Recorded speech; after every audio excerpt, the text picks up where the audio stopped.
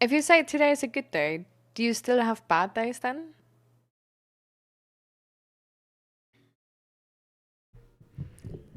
Or is it just like life in general is now just much better since you changed jobs?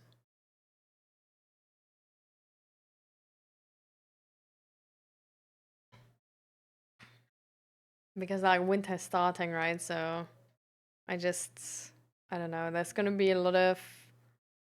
I feel like we're getting to the point. Like I think we're still sort of like we still have a few weeks, but I feel like we're getting to the point where like winter depression is gonna hit. Um, so that's gonna be a few interesting talks. I used to travel around dealing directly with intense customers, McDonald's, KFC, etc. Oh, damn, okay. We needed stuff fixed straight away while people are stood watching. Mm.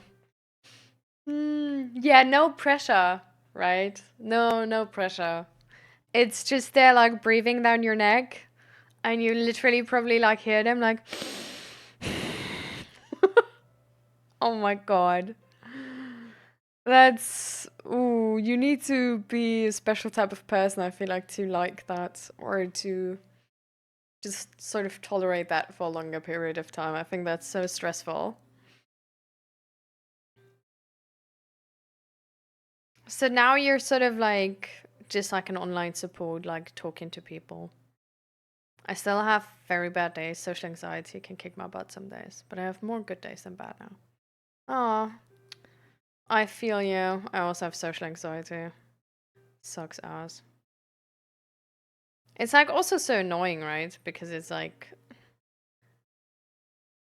you want to meet with people sometimes. um like you don't really want to isolate yourself from society, but it's just sort of like hard to take part in society. Yeah.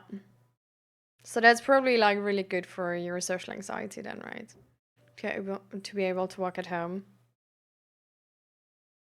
Like when I was working, I also like started from working at home and I loved it. Mm, I loved it so much more. Like I was working in IT, not IT support, but just like software developer. And it was like long. It was like an internship. But I don't know. I was in this like office with three other people. So there were like four tables. One of those was mine, and then three other people's. And I don't know. It was.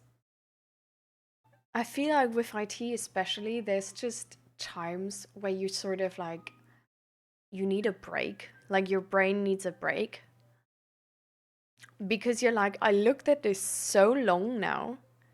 I don't get anything at this point anymore. Like it's sort of like when a problem is like hard and then like you look into it, you're like really concentrated the entire time. And if your energy then sort of like bottoms out before you have the problem fixed, I feel like it's just, I don't know, you just try to look more into it, but you don't get anything anymore. And it feels like a foreign language or something. Um, and it doesn't like, I personally, I don't notice it that easily. So I only notice it when I start to believe that everything could be the problem now because I'm like, so it could come from here too and there too and this and because like before that wasn't really my concern, but at some point my concentration is like so low that I'm not sure about what I know anymore. And yeah, I feel like then you just need a break. And I feel like being in the office is so annoying in that moment because it should be normalized to take a break like this, right? But I always feel so like back then especially, I felt so watched, sort of. Like if I now just like sit back and like, like breathe for like 5 minutes to sort of like calm down, or if I just like go grab a coffee now, which is, I don't know, like the third time today or something, then like people will sort of be like, oh, yeah, she's not working properly or stuff like this. And I don't know, I loved it at home way more. Yeah, exactly.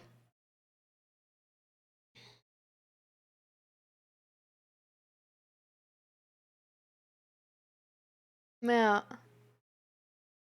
Oh, that's good. That you have the option to sort of like adjust to your own mental state. That's really nice. What is the worst part about your social anxiety in the office? Or like your social anxiety in general?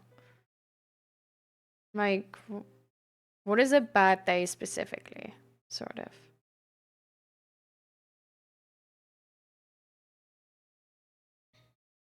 Thankfully, my office is only me and oh, nice. Hmm. I bet. Oh, that's great.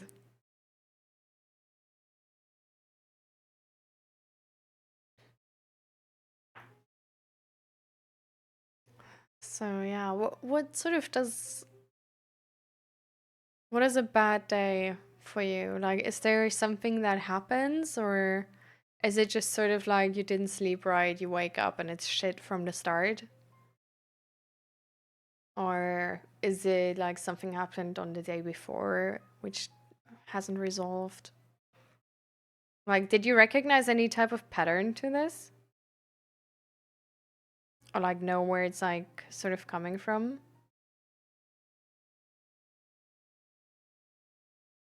For me, it's been like really helpful to sort of I don't know, like to get an idea of what like overstimulates me, um and what's sort of like crashing me out, to then be able to sort of not necessarily avoid those situations, but just in those situations care better for myself.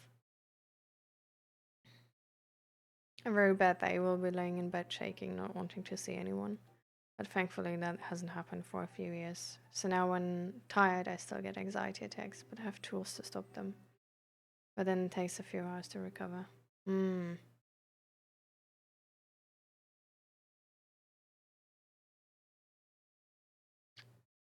Hmm. That's really bad. I'm glad you didn't have that for a few years. I'm glad it got better. That seems really scary as well.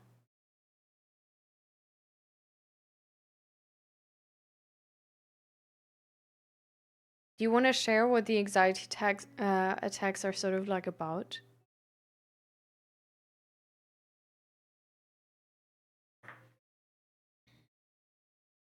It started from another previous job doing support in a school and being accused of something I didn't do, and how I was treated by management. Hmm.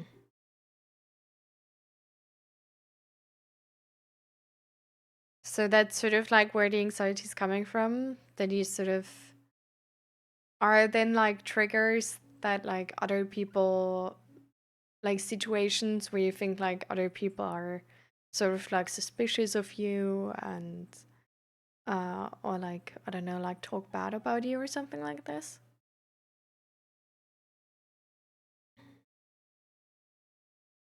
Because the fear is that you're sort of like getting bullied out of the next job.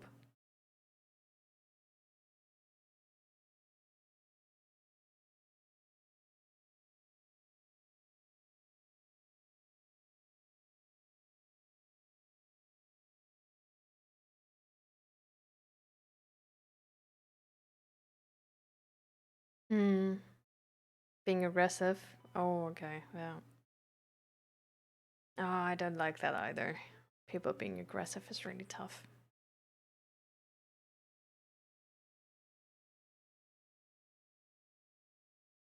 Is it just like openly aggressive?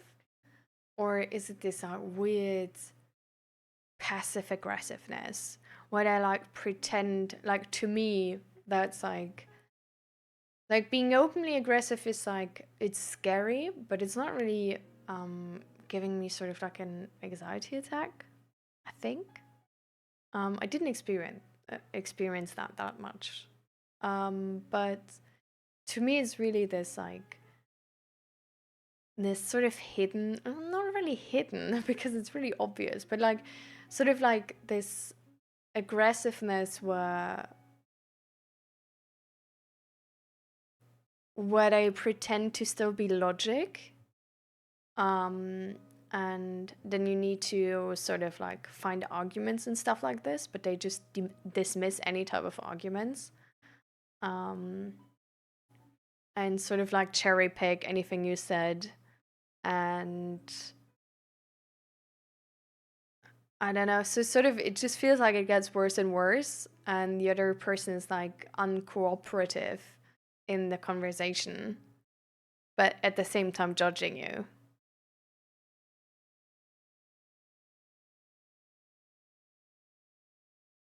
Yeah, it's not what I mean. It's not really passive aggressiveness.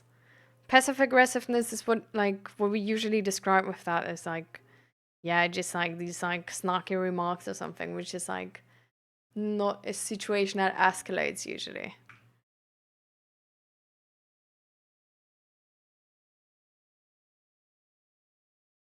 I've always been very pedantic, so arguments I can deal with as long as there's a reason behind their point. Yeah, that's sort of actually the thing why these things, like, why I crash out from those situations.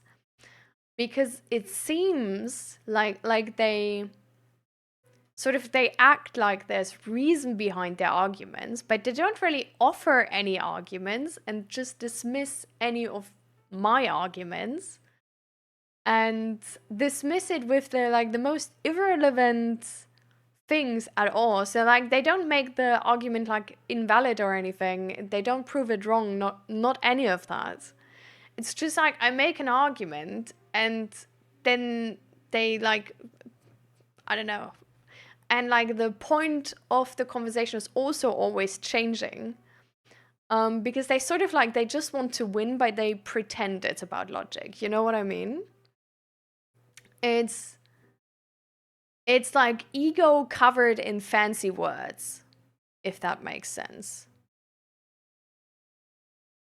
And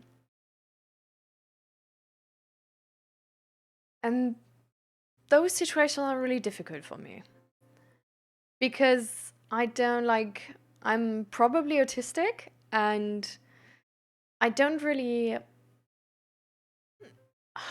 yeah, I always get stuck in these. Because it's like, I'm usually sort of like surprised that the other person didn't get it because to me, the argument is not about something new. It's about something really obvious. And then I make arguments, but they get dismissed. And instead of just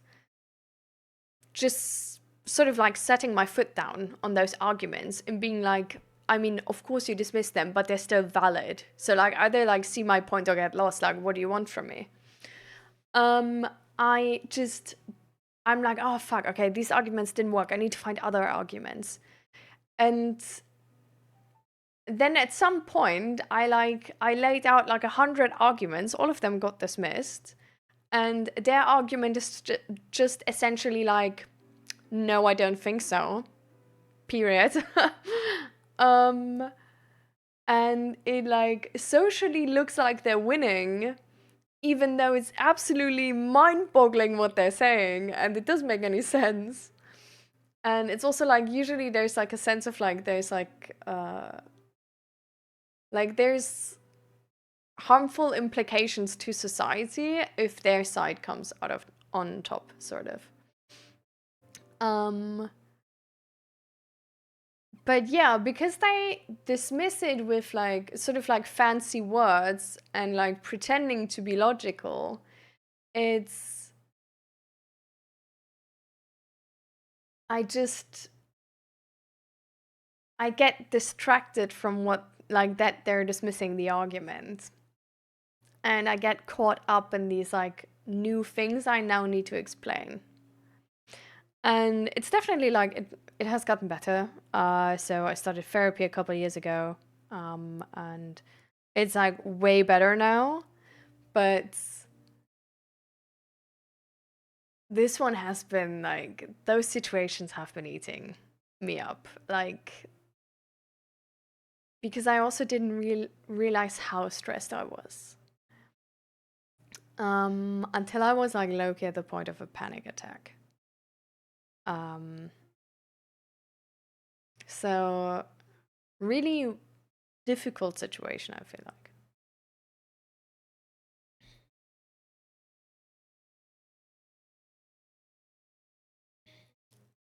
Yeah. So you also have started therapy? Like you said you now like have like different strategies to like deal with the anxiety? Did you get them like through therapy, or did you just sort of like find them out on your own?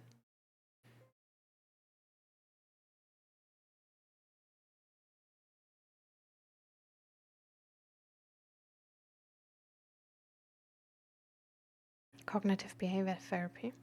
Oh, what is that like?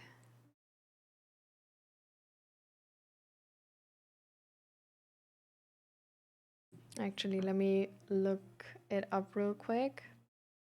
Because like since I got therapy in the Netherlands, I'm always not entirely sure um if I might not just like know that.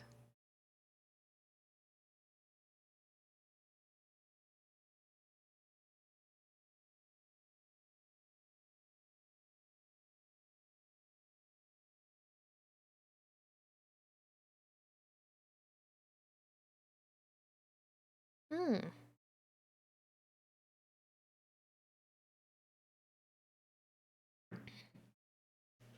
Thankfully, in my country, we have very good mental health care for beginning of issues, but not brilliant for ongoing support.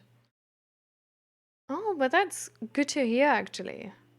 Like, for me, I feel like in the Netherlands, it's definitely sort of like same-ish, I would say. Like, it's like I really got like support like really quick, sort of, which was really nice. And the support I get right now, or like I have gotten so far, is definitely also really good, I feel like. Um, Especially for the fact that I don't speak Dutch yet to the point where I can like use it in therapy. Because like most therapists don't like do therapy in English. Um, but even so, I was able to like find therapists in English and actually have like a really good match with a English therapist.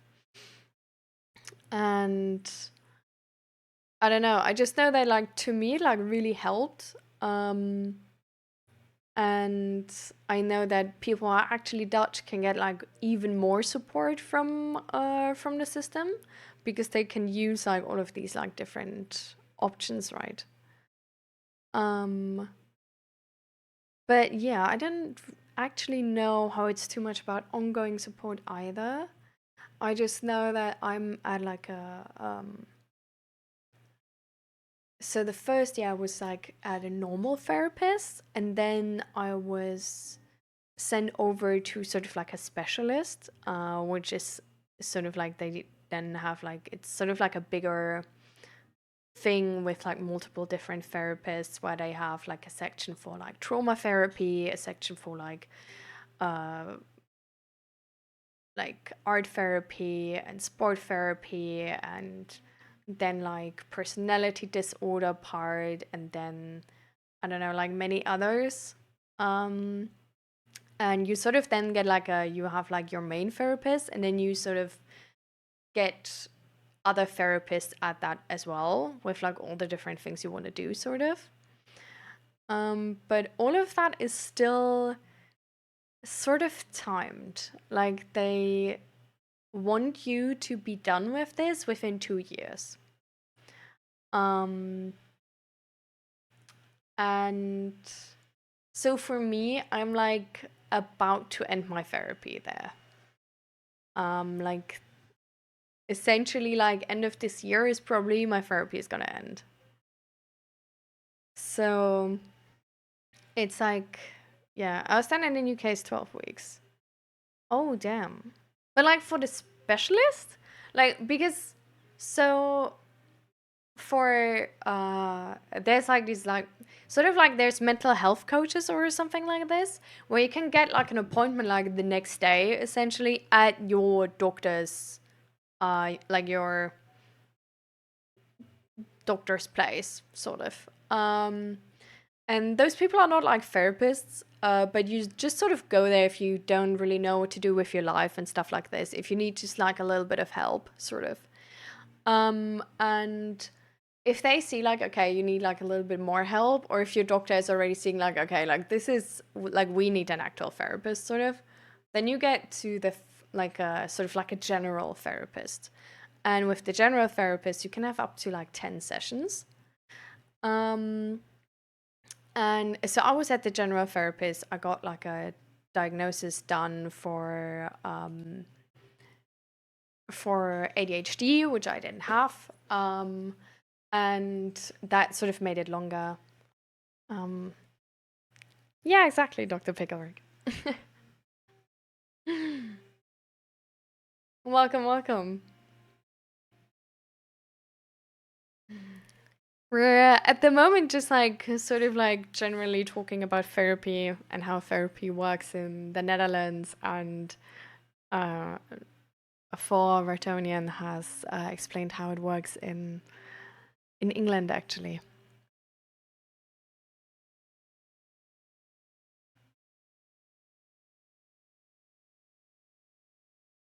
Oh, you have not felt the best?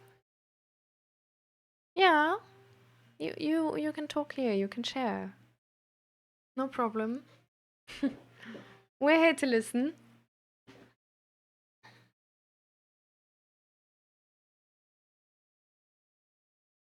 Yeah. So for me, for the specialist therapist, it took like looked like half a year to actually switch there and get help there. But with them, it's like 2 years. It's maximum.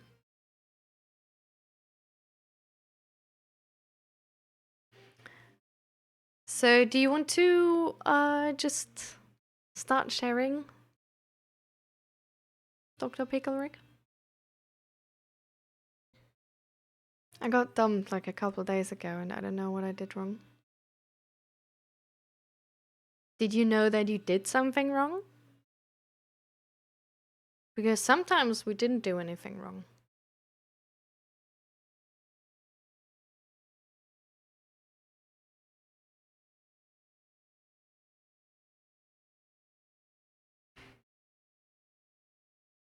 Mm. I mean, what did they said when they dumped you?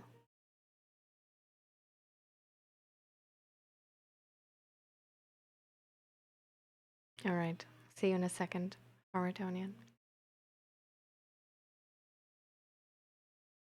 But I'm really sorry for you that you got dumped.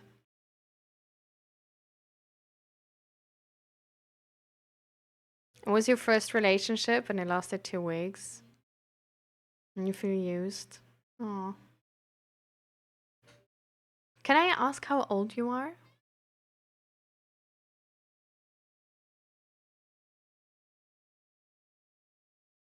I don't mind if you're younger or something. I just sort of like.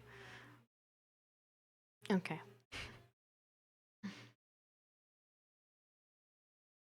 It's. If it helps you in any way, relationships, if you're young, are really. They're hard, you know? Because people don't really know what a relationship means. And they also don't really know how to articulate what it means for them. Because especially if it's your first relationship and maybe also the first relationship with the person you've been with, it's there's like a lot of sort of like guessing, just seeing from adults, seeing from their like from people around them, and then just being like, okay, so this is what you do, so I'm gonna do that now, but not really, like knowing why. It's a fad. Even then, I think most people still don't really know what relationships are really about. Because if you're like young like that, you don't even really know what you yourself are about, right? You don't really know what you need or what you want or what you look for in someone. And so I think you don't really, don't put too much blame on yourself. Like, this is short relationships, and relationships that young are really like a lot about finding out how stuff works. And I don't mean sexually, I just mean how love works, how commitment works, how loyalty works, how love feels, sort of like how compliments feel, how, like, because there's a lot of different love languages, right? And I don't know, just sort of like which love language is something you like and which is something you don't like, and what type of person is someone who you like and don't get bored with, and what type of person is maybe one you don't like. It seems a bit selfish that she was seeing if she could cope with a relationship. So that's where my feelings of use came from. Yeah. Yeah, this is also something, right? Like, sadly, this is something which um I'm just gonna tell you now, there's like, even if you're older, like even in my age, there's a lot, even in like parents' age, there's still people who try to cope with relationships. And sort of like filtering them out and like not ending up with a relationship with one of those people is a skill, definitely. Um, because yeah, that's really like this happens more often than I want to say.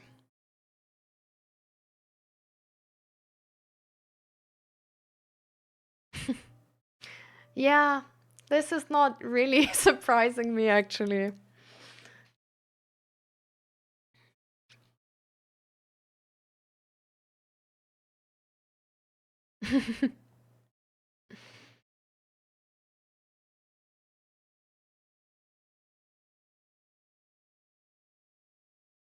Welcome, Fluffy.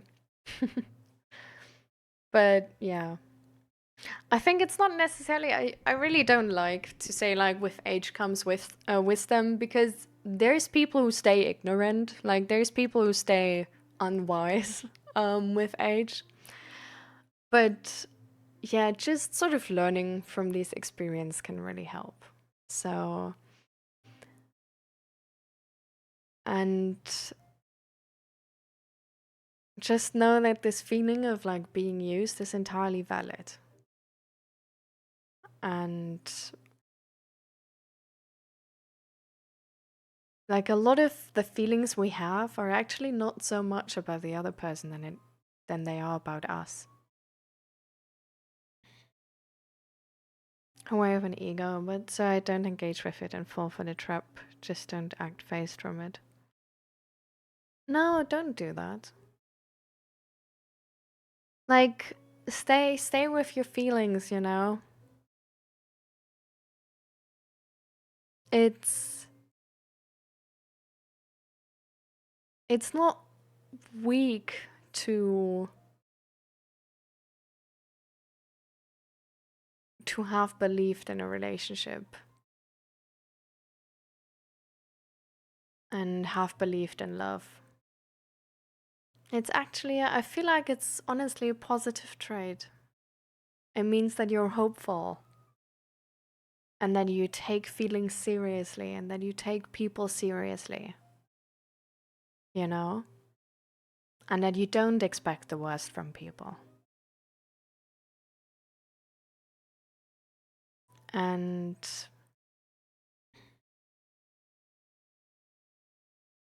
oh yeah, I think that's good. I think that's not bad. I think that's good.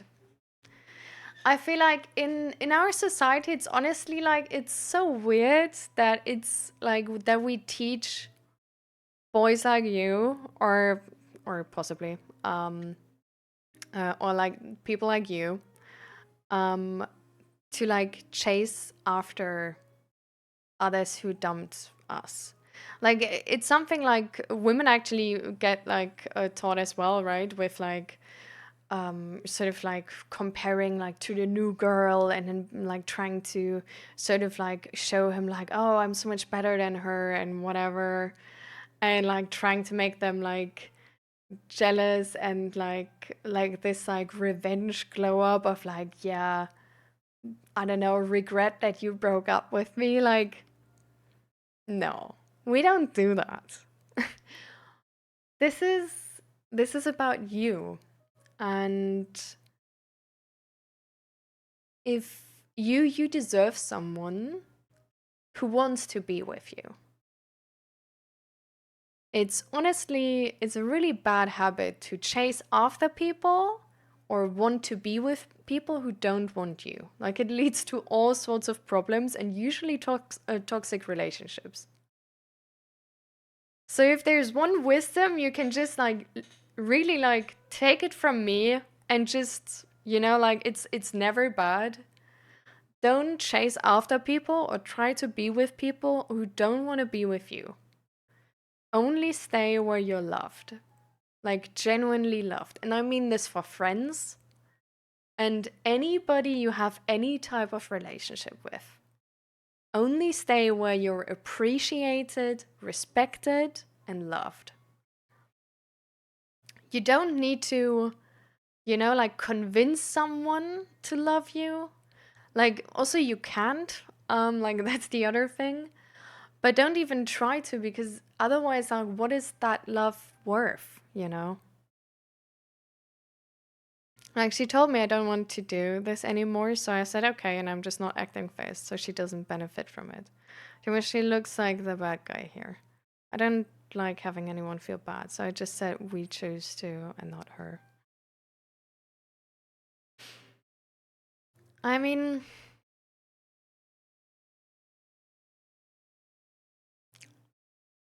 I think you can show your feelings. I think it's okay to be phased from this. I think it's okay and really relatable actually to feel sad after you've been dumped, you know? You don't need to like put that on her. You don't need to be angry at her or like revenge for like the negative feelings or anything. But you also don't need to like cover it up, you know? Like you can just be a little bit gloomy till it's over. Like you can like I don't know like there's consequences to behavior. And it's okay if like in the next I don't know like group work you don't want to be in a group with her. And I don't know, it's okay to not feel like talking to her if she like joins your friend group or something. You know?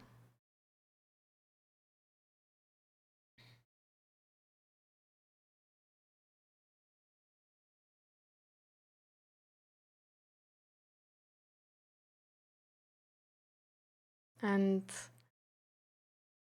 I feel like in a weird way, we really need to feel the feelings.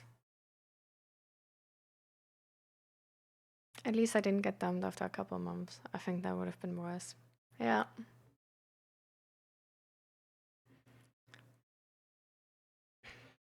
Definitely. The longer a relationship goes, the more it hurts usually. Just because there's more feelings involved, right?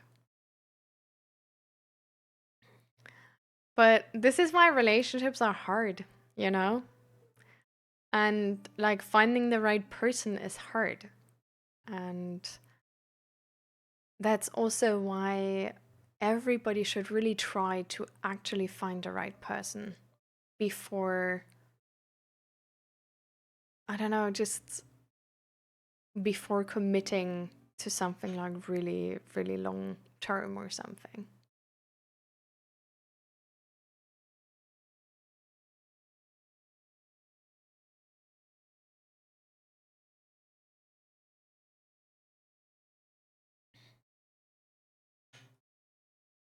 Hmm.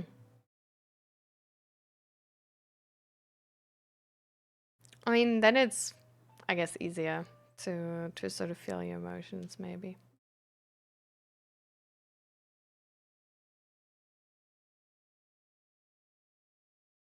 But yeah, I don't think it's too much about you. I think she doesn't really know what she's looking for, you know? And you probably also don't really. And I think she maybe can't really articulate what she needs from someone or a partner, you know? And ads? Ads.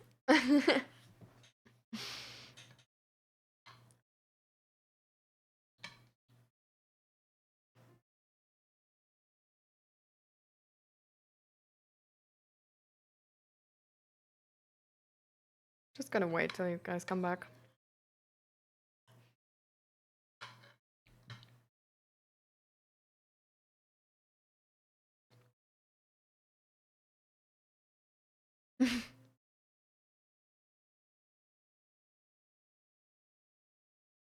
Snapchat streaks with you. Oh my god, I feel old. What is that? I had Snapchat back in the day, but not anymore.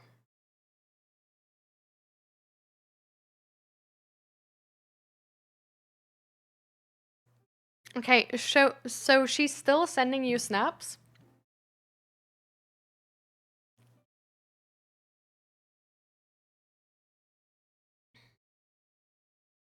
How is she doing the streak then? Like I thought like she needs to send you like a snap to do the streak still? Is it, does she only send you like a black screen or like how does it work? Enlighten me.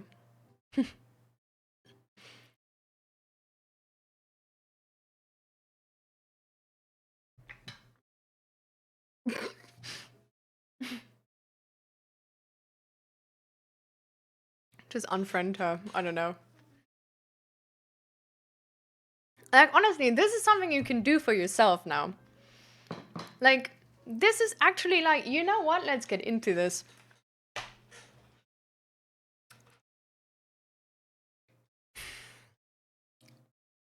You have the responsibility to care for yourself. And there's a lot of things where society tells you like, oh, that would be dramatic, that would be too much, this would be this, that's whiny, whatever, whatever, whatever.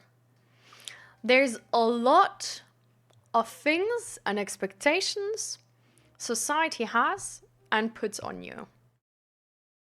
And there's going to be different expectations from women, and there's going to be different expectations from men, and there's going to be different expectations, so sort of like coming to you. And there's one thing like you can never do it right. You can never do it right. Like for other people. Because other people will always be like, I don't know, well, you know? Like you can never make everybody happy on this planet. This is not how it works. You're not meant to be everybody's friend. You're not meant to be good with everybody. Okay? Um But what you can do, and how you can do it right, is You do the right thing for yourself. If you feel bad whenever she's sending you like the stupid ass like bus floor picture, and you're like, you feel like you just dumped me, leave me the fuck alone, what do you want from me? Unfriend her. If you want that. Or block her, or tell her to stop sending you those pictures. You know? And it doesn't... And if you then get any looks, first of all, again, you can't do it right for everybody. Second of all, if it's really bothering you, you can just ask. You see that look and then you just like, why do you look at me? What have I done? Explain it to me. You know? Like you can ask for clarification on those looks to like try to find out. But on the other hand, you also don't really know what these looks means entirely. Like there's a lot of different things going on, I'm sure of it. Some of those people might actually like think like, damn, okay, like there's actually consequences. Like he's now like distancing himself from her. Like what? You know? Welcome everybody. Thank you for the raid. Ace Clockwork. Welcome, welcome. How you guys doing? We're doing a mental health stream. And at the moment we're talking with Dr. 𝔹𝕃ℂ𝔻 because they have recently been dumped. Yeah. If she does boring pictures, I'm gonna take black photos. You don't need to take any photos. You can just also send her no photos. You know?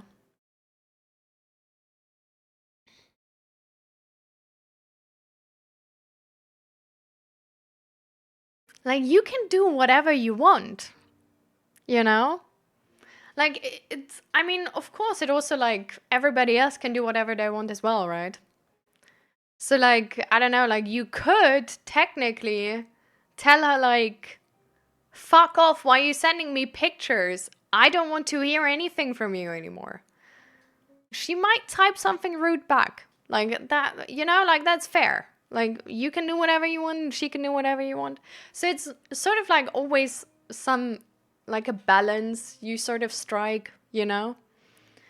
But there's a lot of different options you have. And says the person who just rated a woman.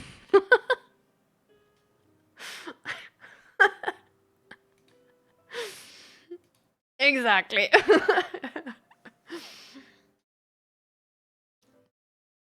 But how have you been doing? Is everything fine? And how you view us?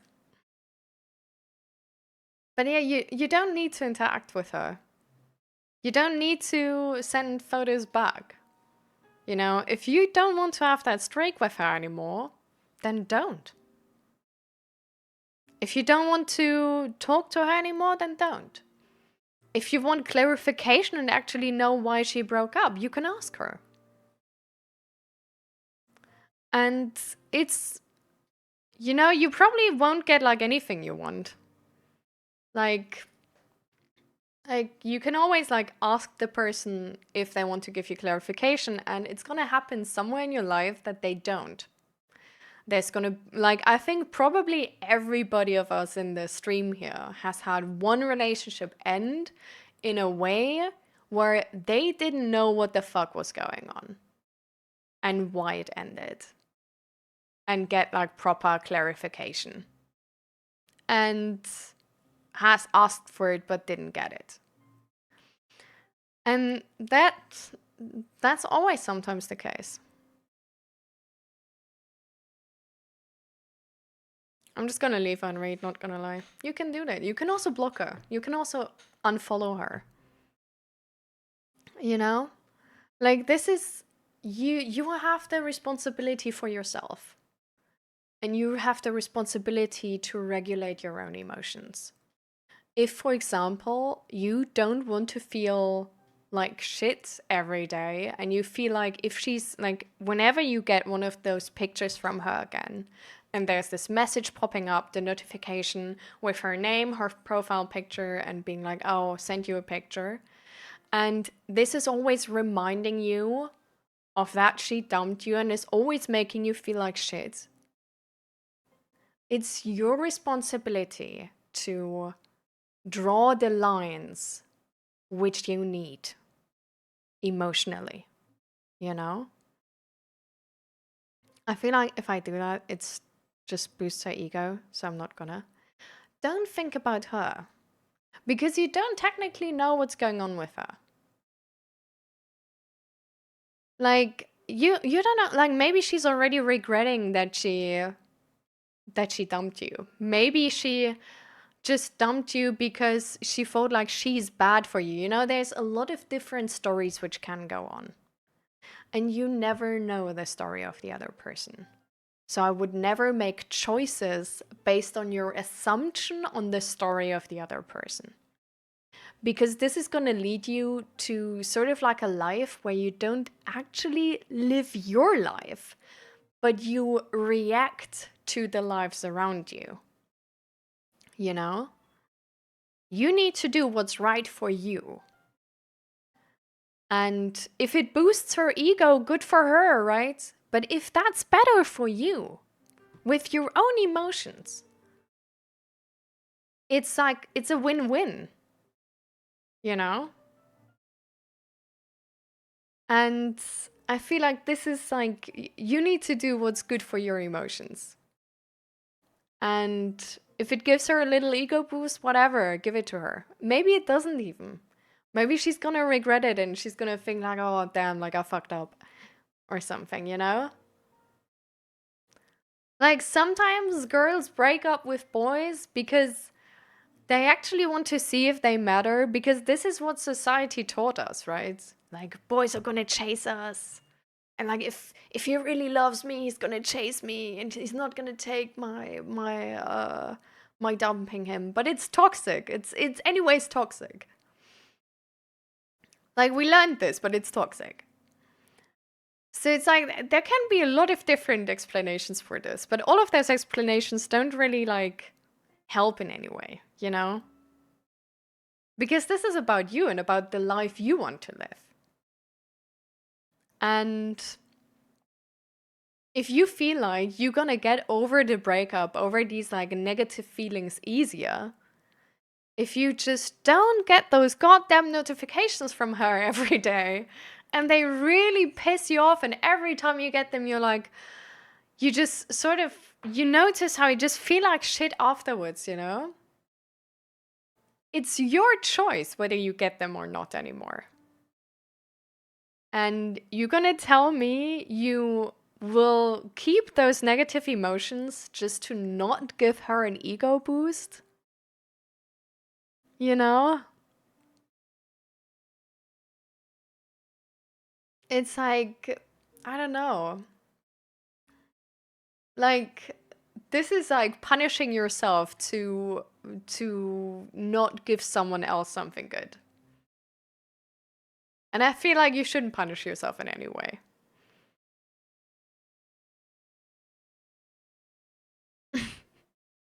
Do I even want to know what you did in the morning?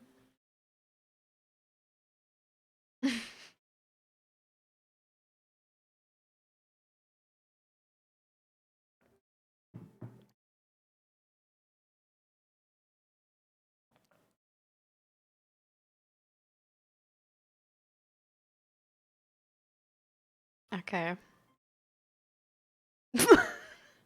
I'm sorry. I love the pettiness. I love how we see the pettiness as something so mean.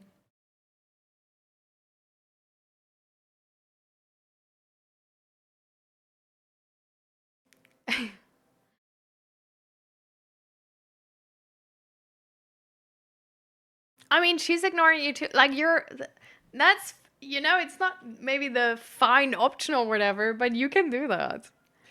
Like, you don't need to be polite to everybody, you know that? Like, I mean, it's of course like you should be polite to everybody who has to hang around with you, sort of.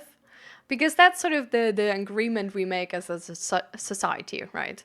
Like, you do have to be around people, like, polite to people who don't want to be around you right now, but don't really have a choice. So, for example, coworkers. Like, if you're shitty to coworkers, it's like really annoying, and you maybe gonna get fired.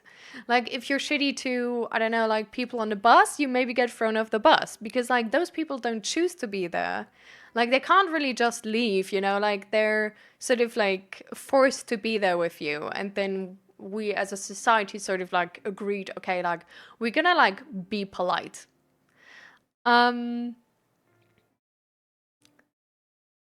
but like, I don't know, like, if there's someone like pissing you off the entire time, like on purpose, and they're like coming to you for whatever reason, you can also like, you can act pissed off, like it's fine to feel your emotions, sort of. um it would be something else to actually like hurt her or something in any way, like there's obvious lines to this. But it's also like, I don't know, like the sort of pettiness also shows how it's attached to her still, right? And I feel like the easiest thing to get over it is to detach the emotions from her. And what I sort of mean by that is that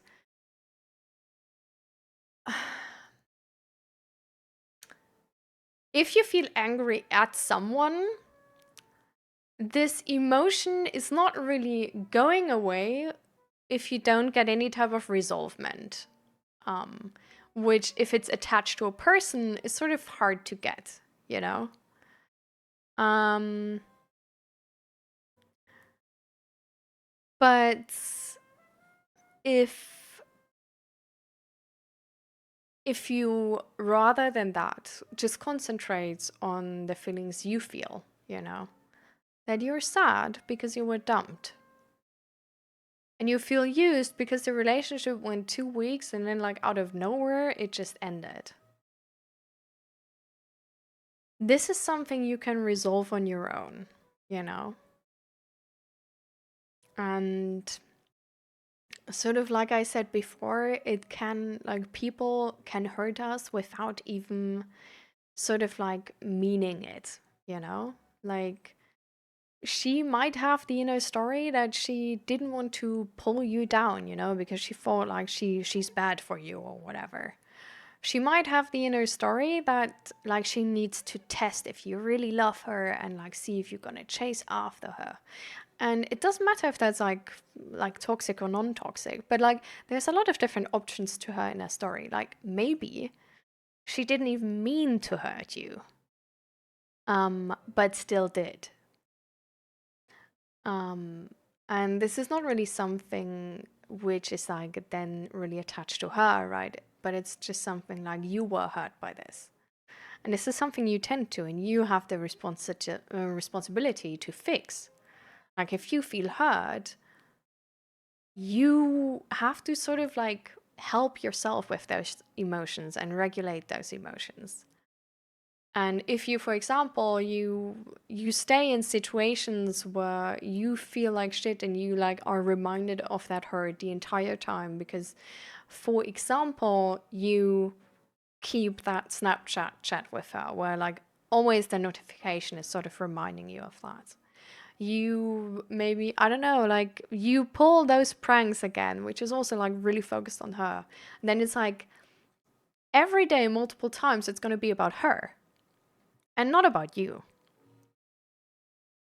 Um, and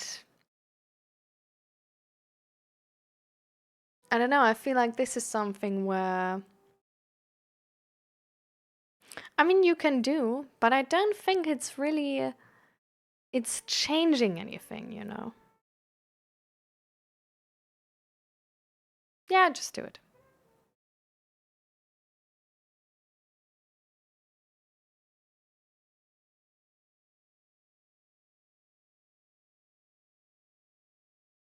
I'm just gonna eat my really soggy cereal.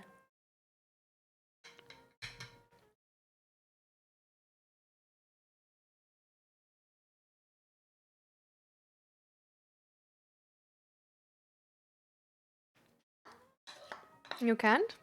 What do you mean? You don't remember?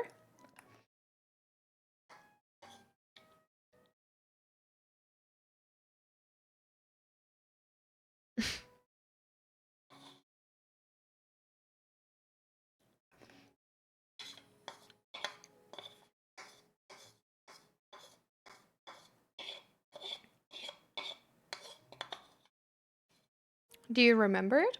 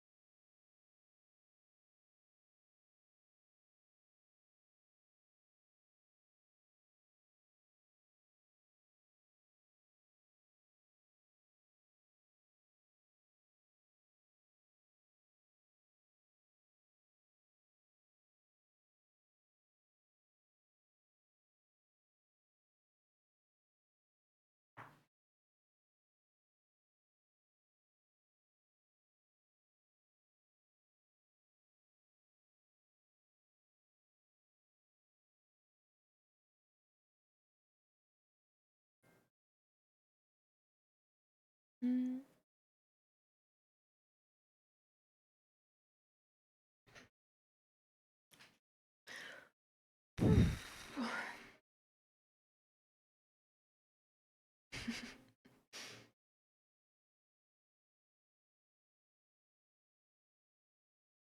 Yeah, the jazz is nice, right? I like it too. By the way, do we like this camera light more than I like color, not camera lights? Oh, this is really orange. Anyways.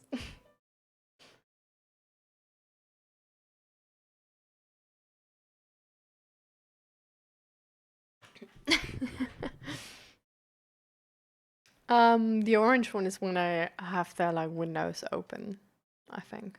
That's when it works really well, I think. But yeah. But how do you like the new stream overlay? Mhm. I really like it. It's like I was like unsure about it. Um but I sort of really like it. I think it's so cute. I don't know, like I feel like, oh, but then it's not so professional. I don't know.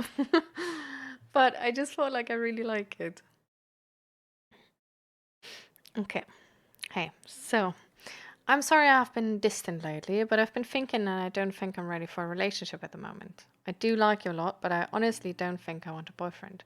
I'm also worried about me doing a tour next year and how the lack of availability I will have for you in the near future. I also find myself more comfortable around my friends, so I will often hang out with them. That's not it.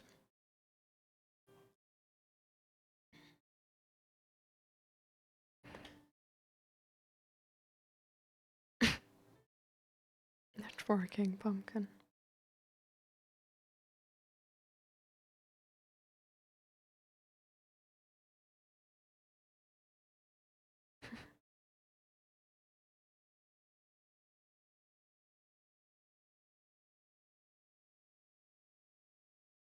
Love it.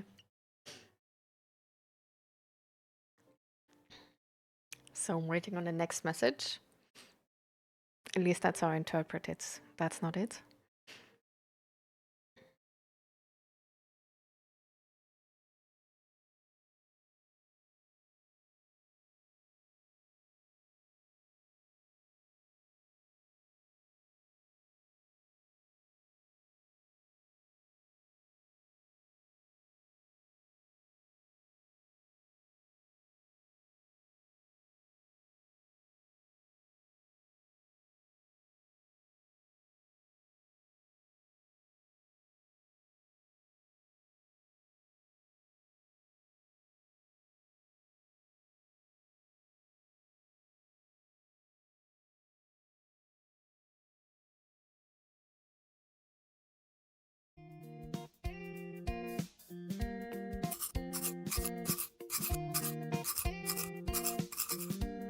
この顔、嫌だな。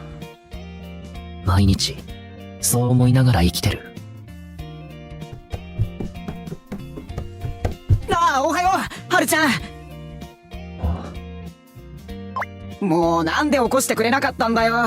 超寝坊した。すごい早くに目覚ましかけてなかった？そうだよ。今日サークルの早朝散歩の会だから6時に起きたかったの。聞いてないし。つか何それ。そんなことより準備しなくていいの？ああ、そうだ。ごめんといて。お母さん、食べてる暇ないからおにぎりにして。急に言われても困るわよ。着替えてる間に握ってよ。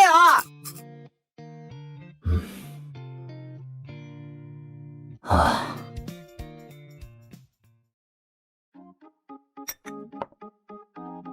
いただきます。はーい。ちょっと和樹、具はどうするの？梅干しとおかか。贅沢言ってる。もう面倒なこと言うわね。ごちそうさま。はるちゃん、俺のウォーキングシューズってどこ入れてたっけ？はあ、靴箱に入れてあるじゃん。ほんと？最近見てないんだけど。仕方ないわね。春日、靴出してやって。はい。名字じゃないんだから。ほら和樹、おにぎり。わーい、ありがとう。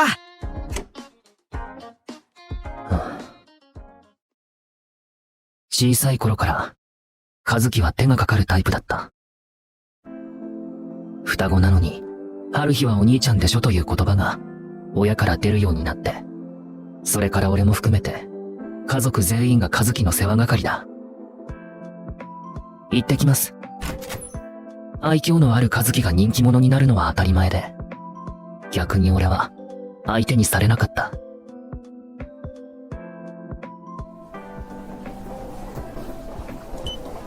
比べられたくなくて、高校も大学も、和樹と別のところに行こうとしたのに、全部和樹がついてきた。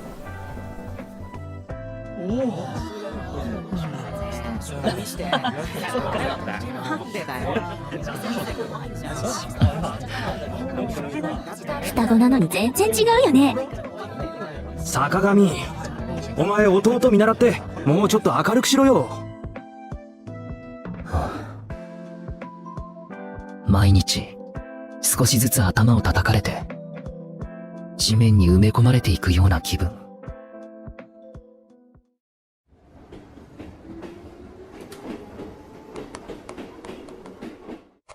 今日時間あったらどうかな。この間はありがとう。2丁目来たら連絡ちょうだいよ。そしたら俺すぐ行くから。は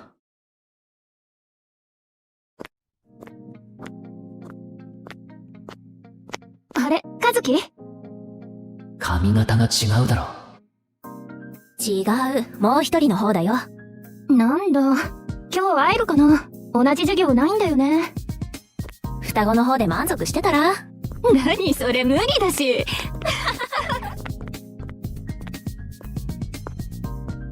代用品にもならないか。こんな毎日に少し変化があったのも去年。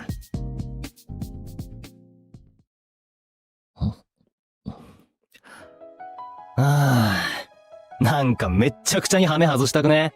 なんだよ、それ。せっかく大学生なんだしさ、ちょっと冒険というか。例えば乱交パーティーやるとかさ。そっちかよ。でもさ、冒険なら2丁目行けば？ゲイの街じゃん。結構奔放らしいから、それこそ乱交とかできんじゃねえの？お前なら可愛がってもらえるよ。やめろよ、怖えよ。めちゃくちゃにされそう。お前に狙われる女の子の方が怖がってるよ。その通り。2丁目。めちゃくちゃに。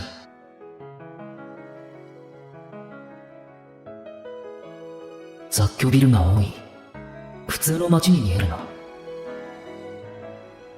多分、自分はゲイなんだろうと思う。恋をしたことがなかったから、はっきりはわからなかったけど、さすがに中学くらいから、性的な興味が男にしか向かないのは自覚していた。この公園で出会い待ちするのか。座っていれば声をかけられて、ついていけば成立。みんなすぐに決めるんだ。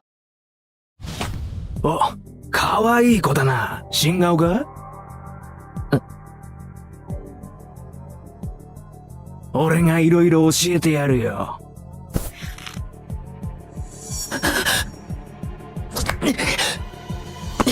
おい！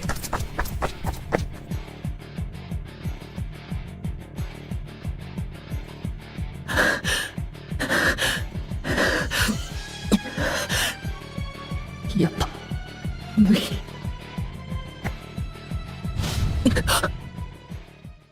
どうしたの？大丈夫？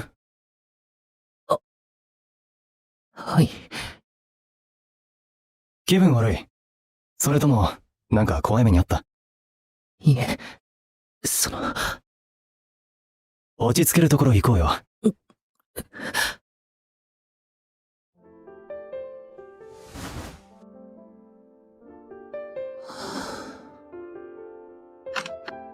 相手、探してたんだろ。こんなものなのか。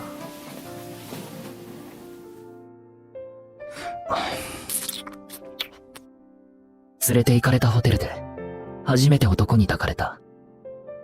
めちゃくちゃにはされなかった。ただ、何かが損なわれた感じはした。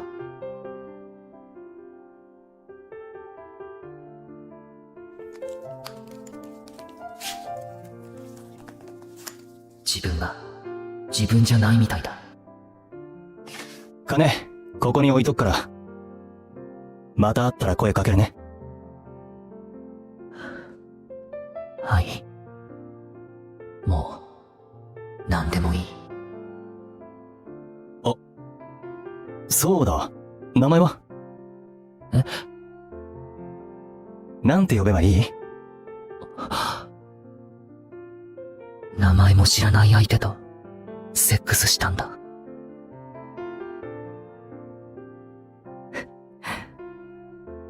お？どうしたの？いえ。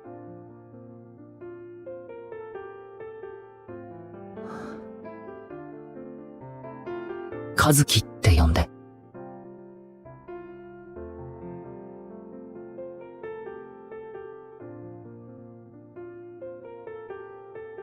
金が欲しいわけじゃなかったけど、何も言わないでも、みんなお金を渡してきた。ねえ、今暇？そうやってお金と引き換えに、やりたくないことをやって。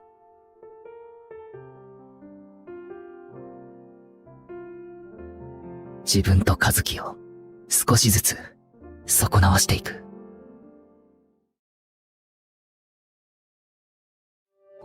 和樹、あんたこの間、アキラってやつから連絡来たって言ってなかった？ああ。すごいイケメン？ちょっと立ち悪いって噂聞いたわよ。気をつけなさいよ。そうなの？まあ、予定合わなくてそれっきりになったし。それならいいけど。あら、いらっしゃい。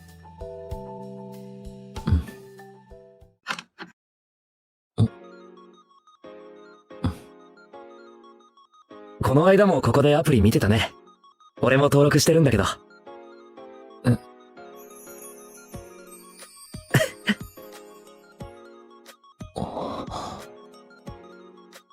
あからさまに好青年って感じの人だな。しかもスーツ。俺はここ2回目なんだけど、君はよくいるの？まそっか。あ。何？会社帰りですか？そうだよ。そっか、この辺でスーツ珍しいよね。逆にちょっとモテちゃって。爽やか。学生？まあ。ナンパ？ここでの出会いは、向こうがその気の場合は大体が請求だ。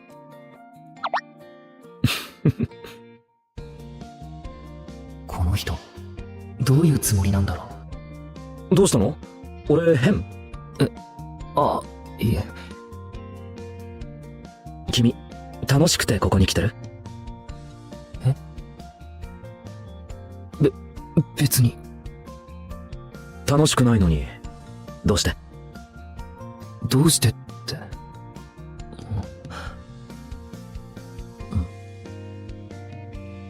ずけずけ聞いてくるのに、嫌な感じがしないって、才能だな。俺のしてること、大体分かってるはずなのに。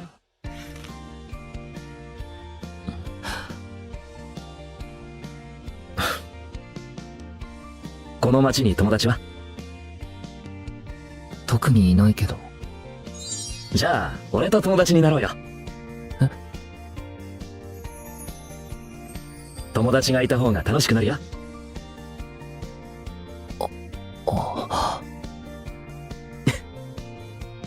教えて。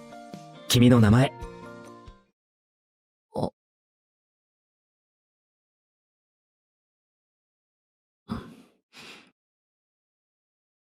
和樹。よろしく、和樹くん。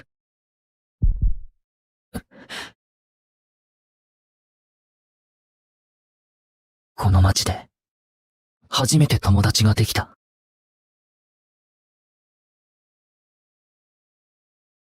一つしかないもの。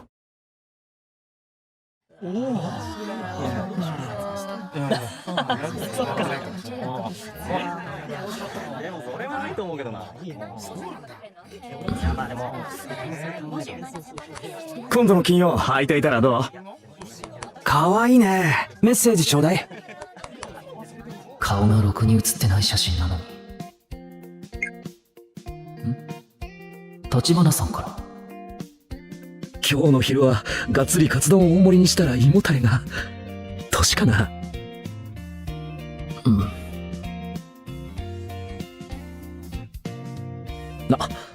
聞いておいて俺が名乗ってないよね。橘正宏です。改めてよろしく。フルネーム名乗っちゃうんだ。どうも。俺28だけど、和樹くんは？20歳。そっか若いな。君から見たら俺おっさんだよね。別に、そんなことは。そう？よかった。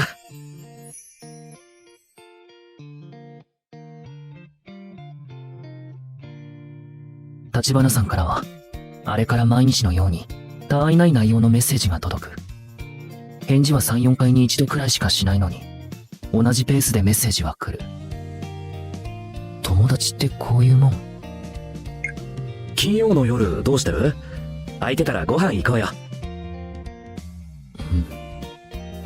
こういう感じなのか。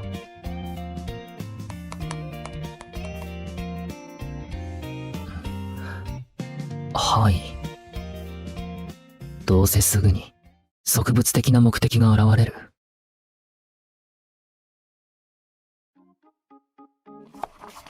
あ、母さん。今日は遅くなるから晩ご飯いらない。はいはい。春日珍しいわね。金曜はだいたい何も言わずに遅いじゃない。ご飯も食べないし、わざわざ言うなんて。そうだっけ？まあ、お母さんはちゃんと言ってもらえた方が嬉しいけど。まるで今日の夜を楽しみにしてるみたいじゃないか。違う。春日、ご飯食べ終わったなら和樹を起こしてちょうだい。目覚ましはちゃんと鳴ってたけど。そんなんで起きないじゃないの。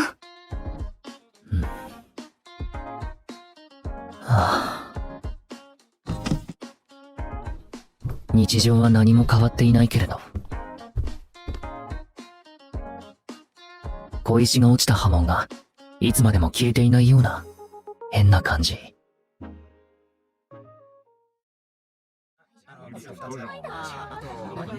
居酒屋でも大丈夫だった？はい。ここ何でもうまいんだよ。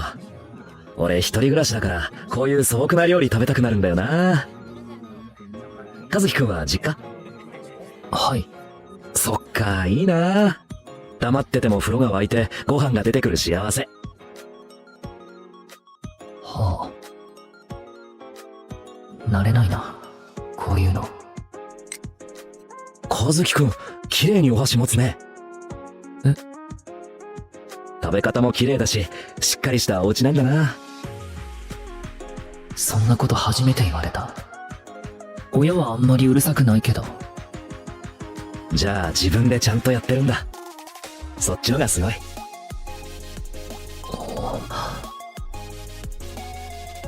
さあ、俺も食うぞ。なんか調子狂う。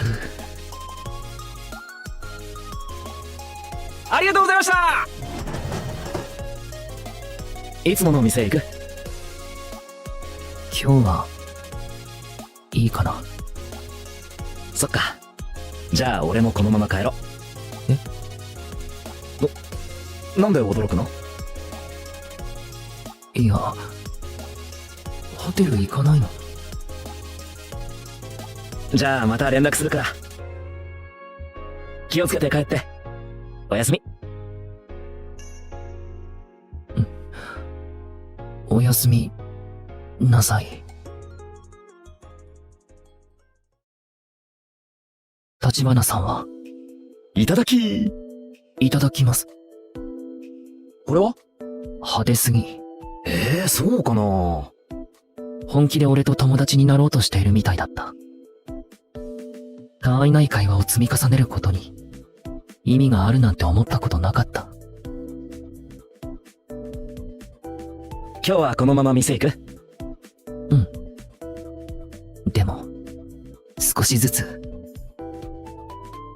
橘さんを知って俺も知られていって、何かが作られていく。ひくん、和樹くん。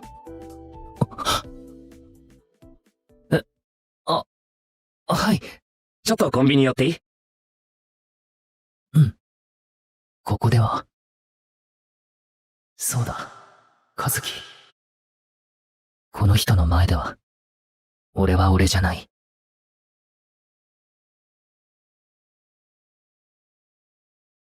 あんたたち、最近ほんとよく一緒にいるわね。和樹くんといると楽しいから。ね。楽しい？ママが言いたいことはわかる。楽しいよ。和樹くん笑うとすごい可愛いし、結構天然入ってたり。恥ずかしい。笑うのね。まあいいことだわ。ここで友達作ったっていいじゃない。もちろん彼氏でもいいけど。笑っている自覚がなかった。俺じゃない俺が何かを作り上げたのだとしたら、それは誰のものなんだろ和樹くん、まだ何か飲む？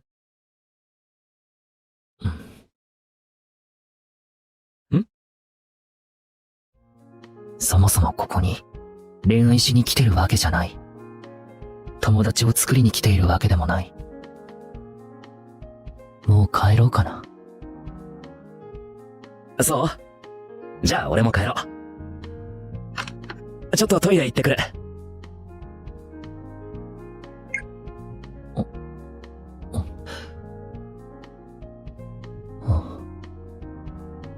今日、空いてたらどう？差出人は、アキラ。アキラって確か。ちょっと立ち悪いって噂聞いたわよ。気をつけなさいよ。いいよ。自分を、探しに来ているわけでもない。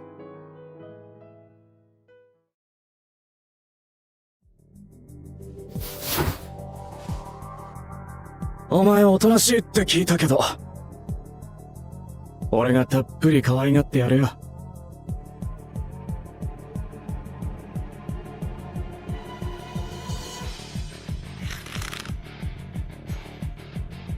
こんな扱いくらいで、俺はちょうどいい。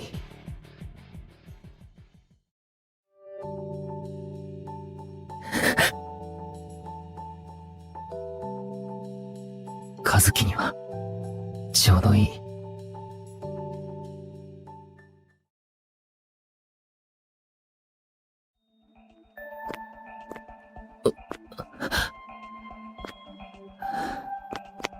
顔、腫れてきたかもな。ああ、このまま家に帰れない。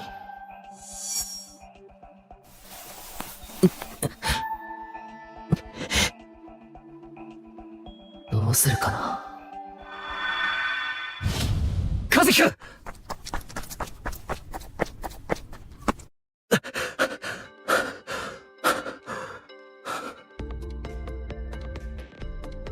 なんて。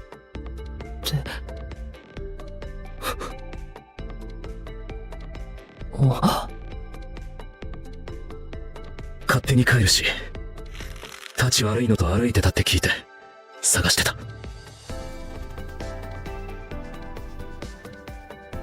行こう。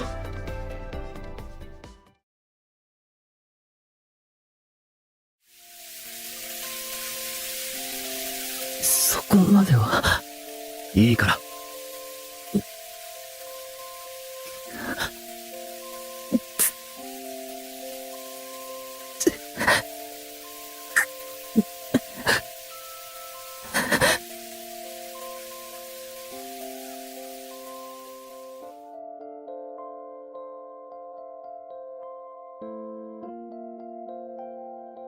橘さん、何も言わない。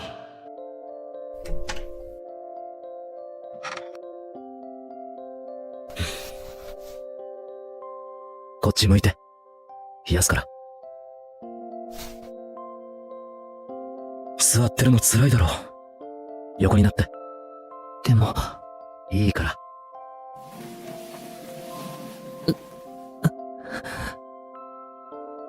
1ヶ月したら HIV の検査を受けよう。え？どんなやつかわからないだろう。本当は3ヶ月後が確実なんだけど、2回やればいい。痛めつけられたら安心するんじゃないかと思ってた。でも、こんな風に俺を壊したって。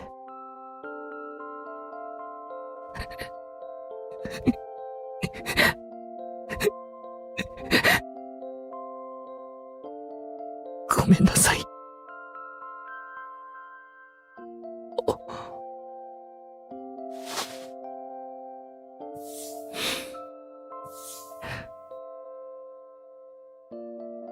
消えたい。簡単に消えられないから苦しいんだろ。君の本当の名前、なんて言うの？え？俺が名前呼ぶと、たまに辛そうな顔をする。和樹は本名じゃないんだろ？春日。どう書くの？晴れるに、太陽の日を。い名前。似合わないでしょ。なんで？そんなことないよ。和樹を知らないから、そういうこと言えるんだな。春日くんは、自分のことをよく知らないんだ。きっとそうだよ。春日くん、改めて俺たち、友達になろう。今日は友達の家に泊まるって家に連絡しなよ。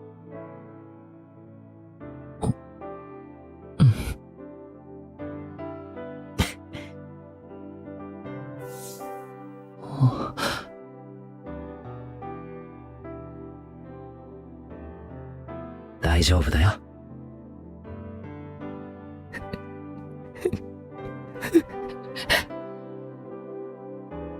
何の根拠もない言葉なのに、橘さんの声で安心する。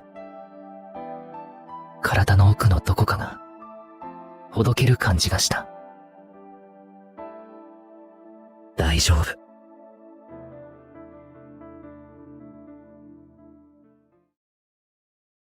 一つしかないもの。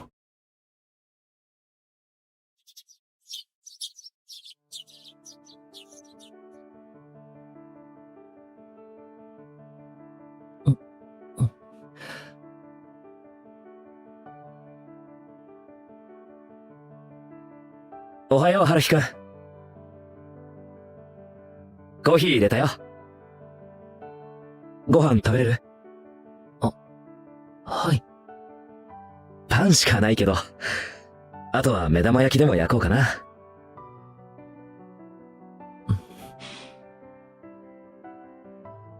昨日のことが夢みたいに思える。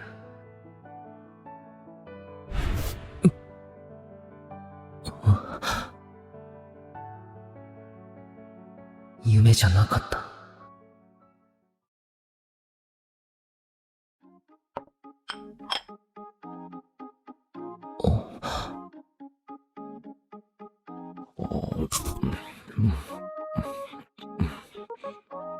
こうやって家での姿見てると、なんか若く見えるな。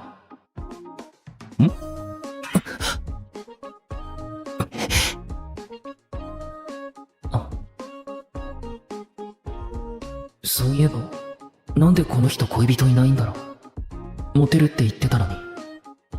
今さら聞けないな。春日くん、まだ帰らなくても大丈夫だよね。うちで映画でも見る？映画？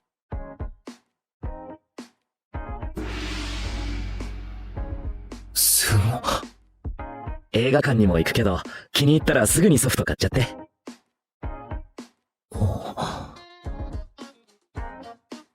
春日くん？俺も結構映画好きで。そうなの？そんなこと今まで言わなかったのに。そっちだって。あ、ほんとだ。隠してたわけじゃないのに、なんで今まで話に出なかったんだろう。ほんと不思議だね。俺はあんまり人と映画を語るようなタイプじゃないからかな。俺も。おう。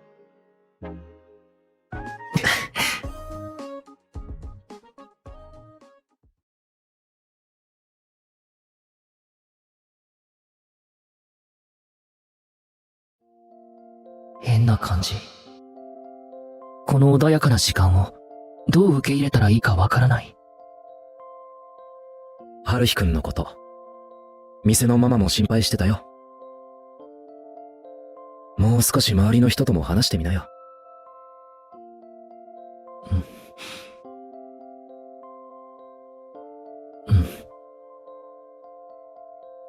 見返りを求めない優しい感情の受け止め方がわからない。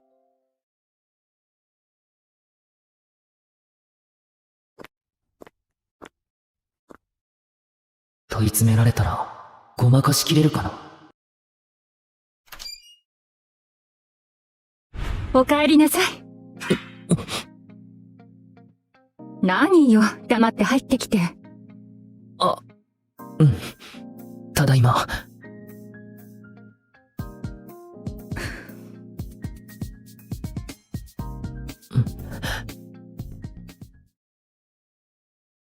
急に泊まるなんて言って、お友達に迷惑かけなかった？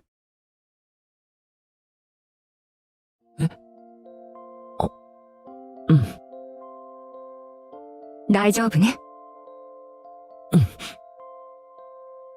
ならいいけど、これからもちゃんと連絡はしなさいよ。気づいた。けど。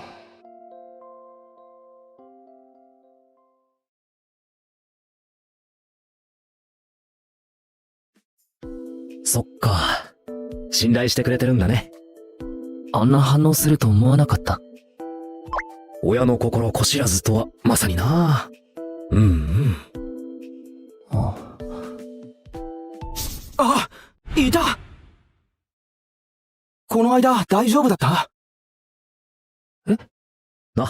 コウジが教えてくれたんだ、この間。ああ。ほとんど話したことないのに。うん。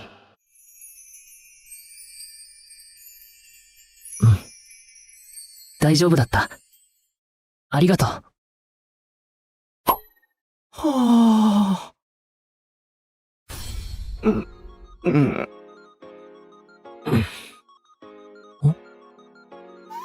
ああ、はいはい。この話終わり。はあ？俺にも和樹と話させろよ！もうダメ。今日の分は終了。ビー。おい！なんだそれ！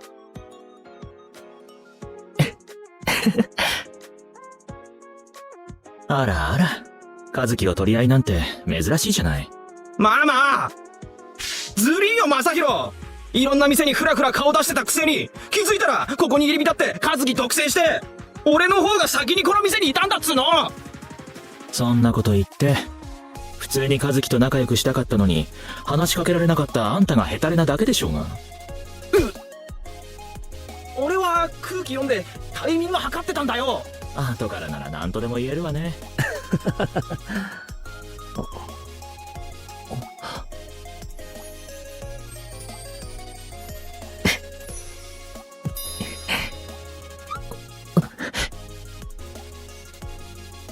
そういえば、橘さんは俺の名前知ってから和樹って呼ばなくなった。ここではどっちの名前も呼ばないんだからしっかりしてるな。自分がここに来た最初の理由が今はなんだかぼんやりしている。この街が俺を壊してくれるんだと思ってたけど、今は俺を作ろうとしてるみたいだ。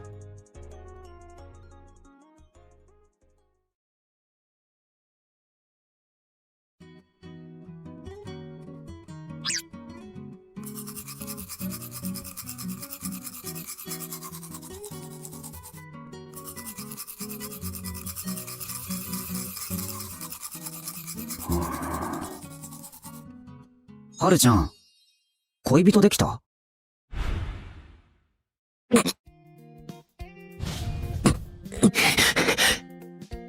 なんで？やっぱはるちゃんの方が先か。いや、恋人なんていないよ。俺が好きになる人はみんなはるちゃんの方がいいって言うんだよ。俺もう何回も失恋してるんだから。は？大体みんなひどいんだよ。何が好きだ、静かで綺麗なのは春日の方だろって。もうその通りだけど、それ俺に言うなよって。嘘でしょ。嘘じゃないし、めちゃくちゃありがちな話だろ。ないと思うよ。俺モテないし。はるちゃんがシャットダウンしてるだけじゃん。俺何回もつなぎ頼まれたし、まあ全部断るけどね。直接行けないような子は相手にならねえって。はあ、すっきりした。で、その子ははるちゃんにダイレクトアタックだったんだよね。それともはるちゃんから？だから違うって。とりあえずうち連れてきなよ。連れてこないよ。なんで？なんでって。はるちゃんが選んだ人なんだから大歓迎だよ。そうじゃなくて、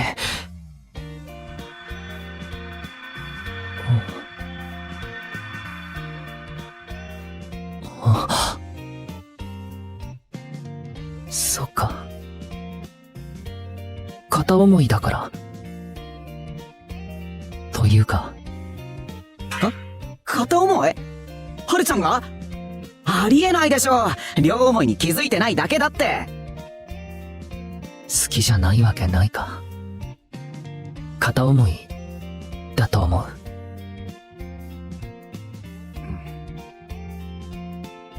そっか。でもはるちゃんなんか嬉しそう。そうかな。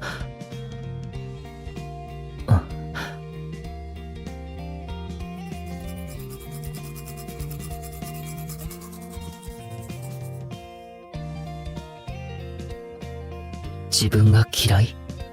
和樹が嫌い？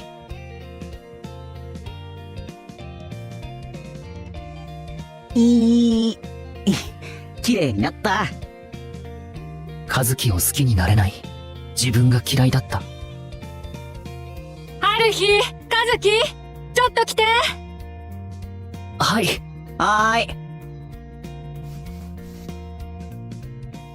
誰にも大切にされていないと思ってたから、周りのみんなが嫌で、そんな価値のない自分も嫌で。でも、全部まとめて好きになれたら、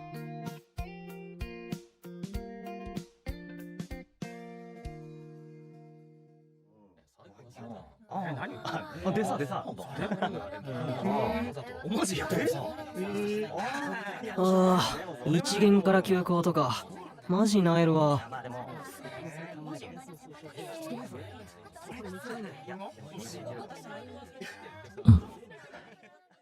もうアプリは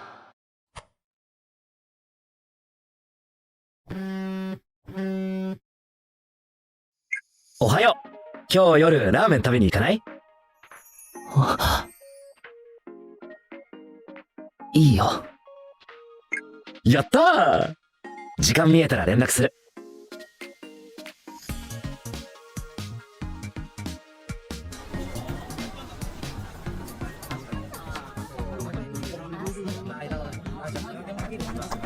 はるひくん、遅くなってごめん。お疲れ様です。出ようと思った途端に電話かかってくんだもんな。あるあるだけどマイル、いやはや。じゃあ行こうか。今日俺が食べたいラーメン家系なんだけど、それでいい？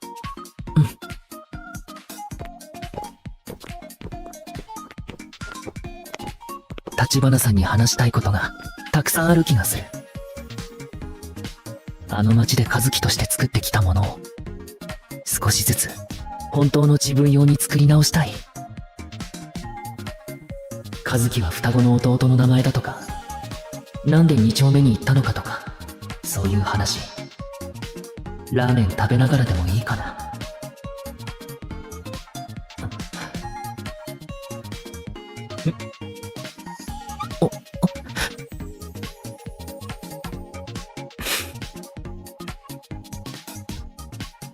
ゆっくり行こう。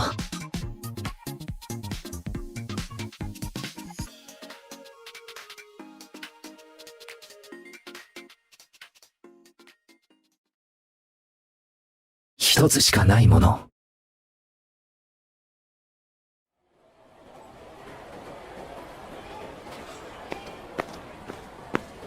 おお、和樹のお兄ちゃん。和樹のサークル友達だ。今まで話したことなかったけど。やめろよ。和樹探してんだけど知りませんか？今日は昼から来ると思うけど、午前は自主休校って言ってた。マジか。あいつ俺のノート持ったままで。あ、それはごめん。いやいや、お兄ちゃんは悪くないし、情報あざす。今度サークル遊びに来てくださいよ。でも俺早朝散歩とかちょっと。あれはいつもやってるわけじゃないし。次はカップ焼きそば食べ比べの回だから気楽に。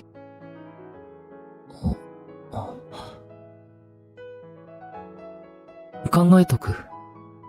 拍子抜けなくらい普通だ。じゃあ。はい、また。待ってます。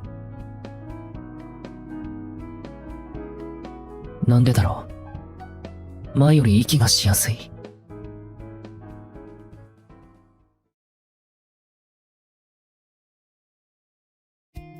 まだ飲む？はい。ママ、おかわりちょうだい。はーい。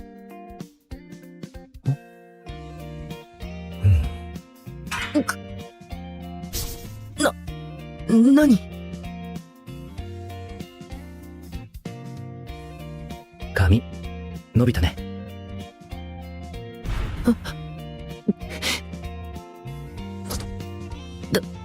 立花さん。正宏って呼んでって言ったろ。はい。正宏さんが最近なんだかおかしい。はあ？正宏の様子が変？変っていうか、今までお兄さんって感じだったのに。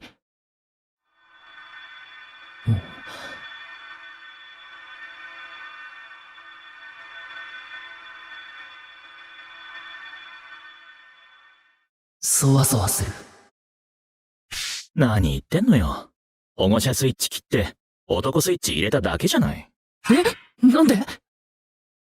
なんでかは本人に聞きなさいよ。知っててもあえて言いたくないわよ。私は。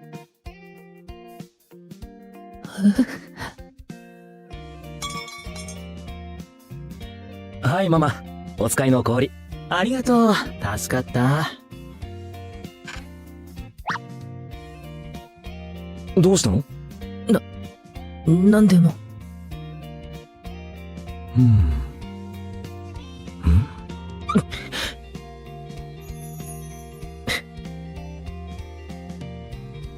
今度映画見に行こうか。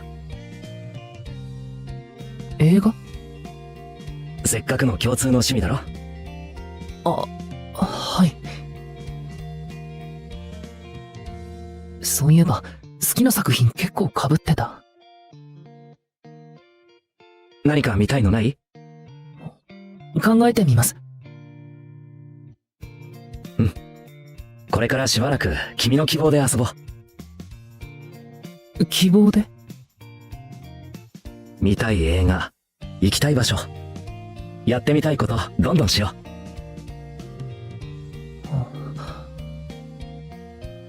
う。欲は恥ずかしいことじゃないよ。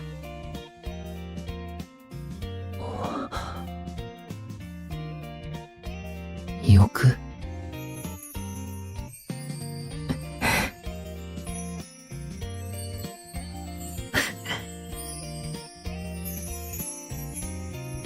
どうしたらいいかわからないけど、このまま進んでみたい。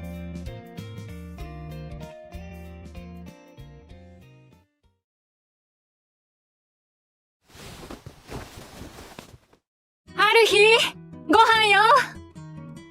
うん。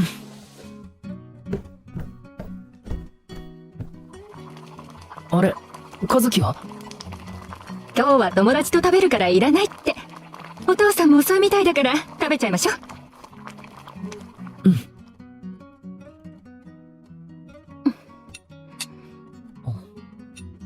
春日、明日の夜ご飯は？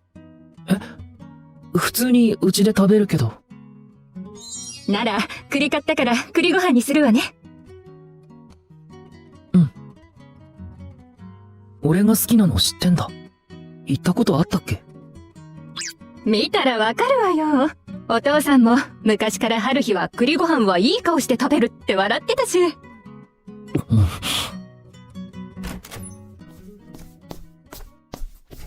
ただいま。あら、和樹？お友達は？ドタキャン、ひどいと思わない？母さんご飯ちょうだい。はいはい。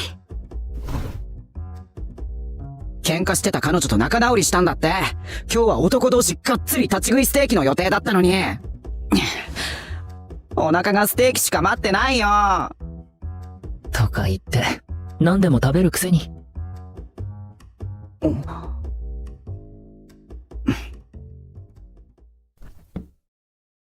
最近よく笑うようになったね、はるちゃん。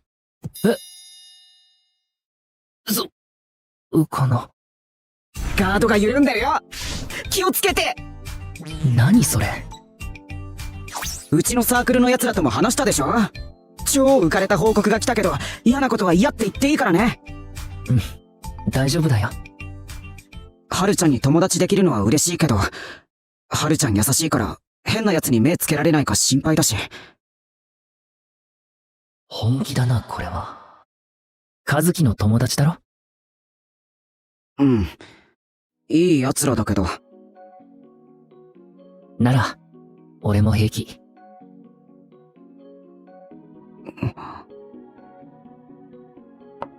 お待たせ。わーい。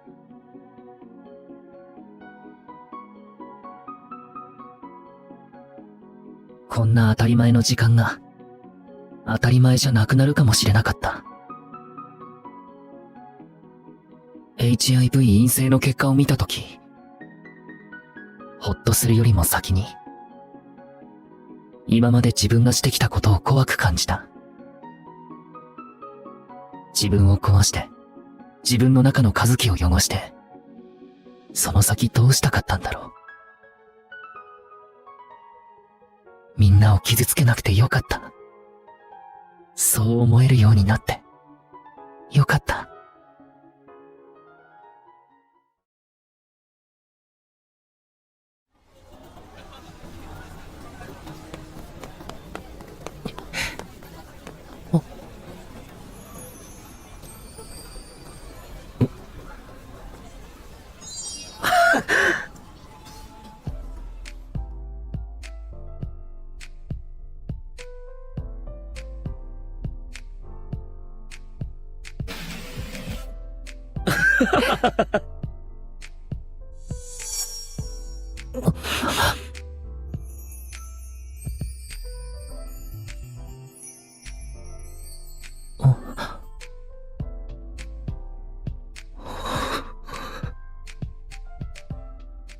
ここで泣くんだ。孤独だった主人公が、周りの人から優しい気持ちを与えられるシーン。でも、今まで一人だった主人公にはそれが通じない。俺もそうだった。この人が好きだ。これからも、一緒にいたい。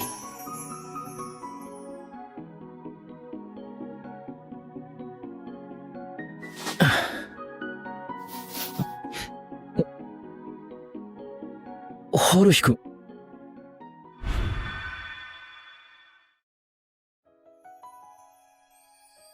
きです。正宏さんが好きです。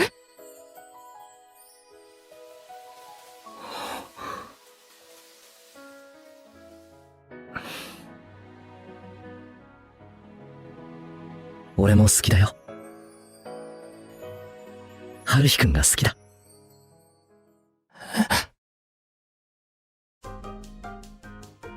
行こう。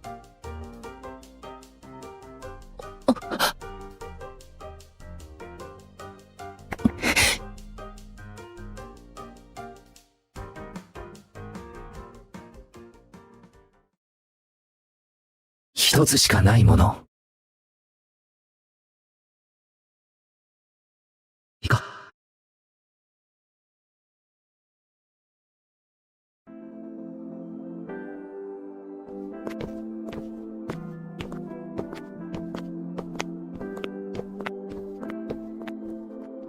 あの夜ボロボロだった俺に差し伸べられた手と、さっきの手は、同じみたいで全然違う。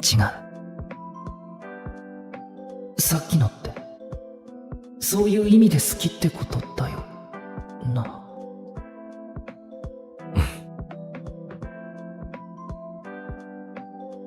わかんない。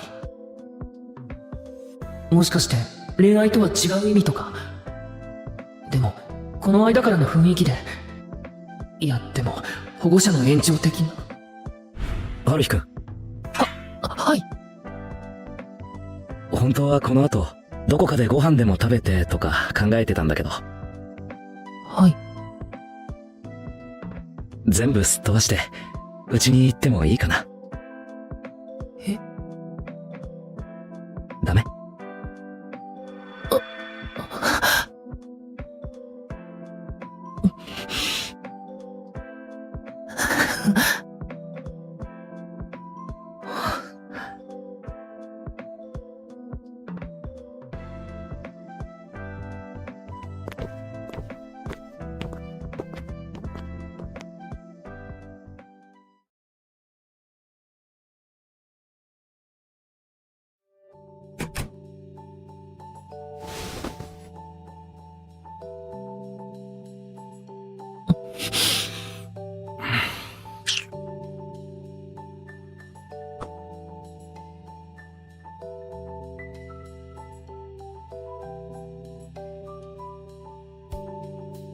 好きって、こういう好きで合ってるよね。はい。大人げなくて申し訳ないんだけど、春日くんが嫌じゃなければ、このまま進みたい。ダメかな？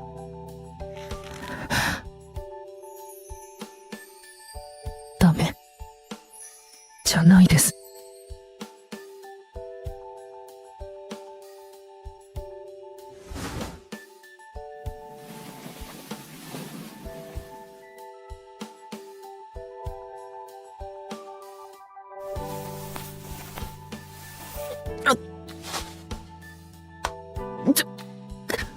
正宏さん。ごめん。かっついた。なんだよ。俺もまだ若いんだぞ。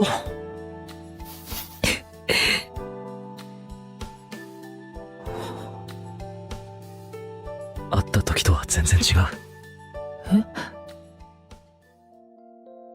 初めて春日くんを見た時、ギリギリのところに立ってるみたいな、すごく危うい感じがして、気づいたら声をかけてた。立派な心持ちがあったわけじゃないけど、不安定な若者を支えてあげられたらみたいな、上から目線がなかったとも言えない。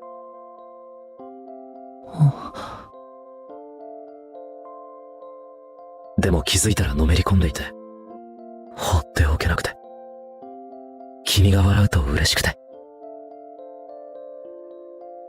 正宏さんが、俺を変えてくれたんです。違うよ。もしかしたらきっかけくらいになったかもしれないけど、君が君を見つけた。俺が？他にはない、春日くんだけのものを見つけたでしょ。双子の弟にはない。代わりにもならない。優劣もつけられないもの。そんなこと、わからないけど。大丈夫。ちゃんと見つけてる。だから俺のこと好きになってくれたんだよ。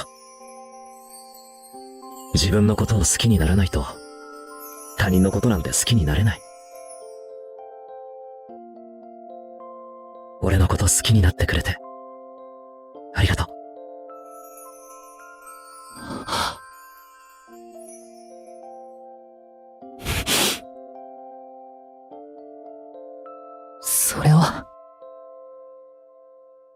それは俺が言いたかったこと。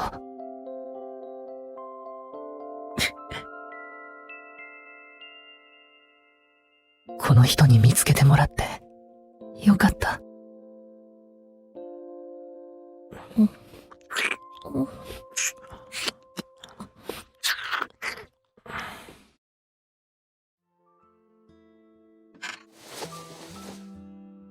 なんだろう、胸がいっぱいになる。違う体になったみたいだ。怖い。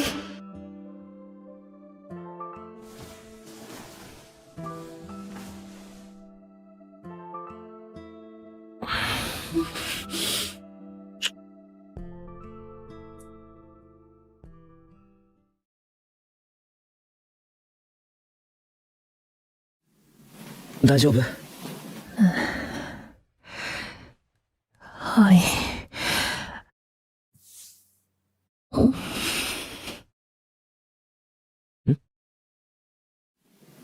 正宏さん、ギャップがあります。そうありがとう。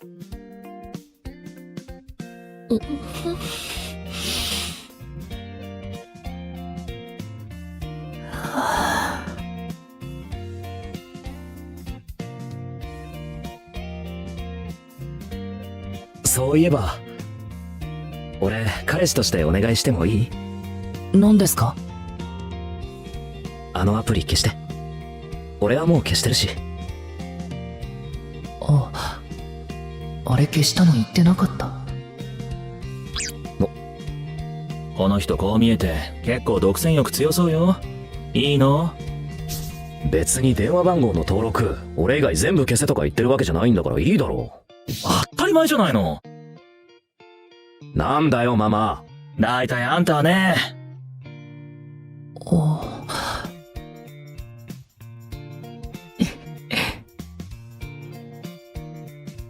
新しく見えてくる正宏さんは、思っていたより大人じゃなくて。でも、それが可愛くて、嬉しいんだよな。まだよくわからないけど、嫌なことがあったら言うよ。そうだね。そうしよう。よろしく。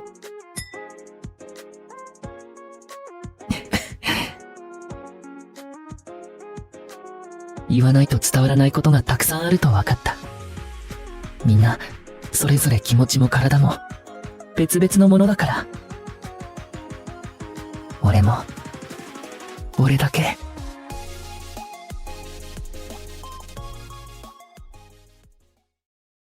せーの、アンジェンテ。アンジェンテは、好きが見つかる、新しい BL ボイスコミックチャンネルです。この動画を好きと思ったら、チャンネル登録、高評価ボタンをお願いします。一つしかないものは、全国の書店、電子ストアで大好評発売中。動画にはないシーンやセリフもありますので、ぜひそちらもチェックしてみてくださいね。好きなものを好きなだけ。今日がちょっといい日になる。そんな時間をあなたにお届けしていきます。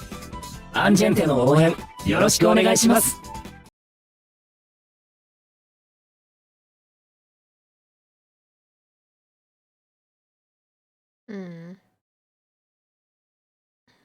Really does get cold outside.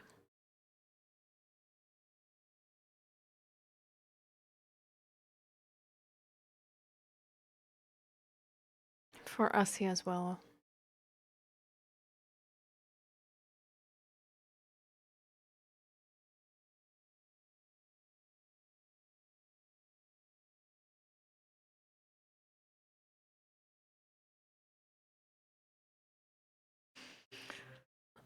Oh. Can't be bothered to go through the rest of their editing. But to sum it up, she said she thinks Naf is a little bit cringe and wants to stay friends. Then she said, I hope I didn't hurt your feelings. Okay.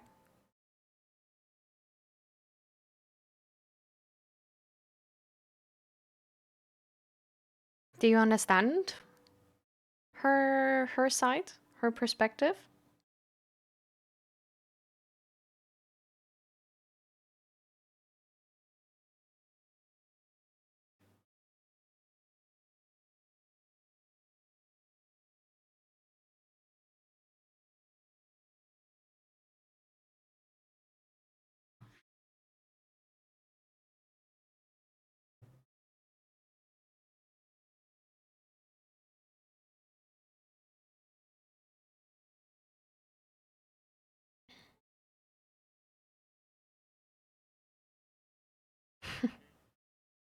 No, it's fine. I think we have a picture. But how do you interpret what she is saying? Like, I understand, but she's acting off and teasing me, sort of. How is she acting off and teasing you?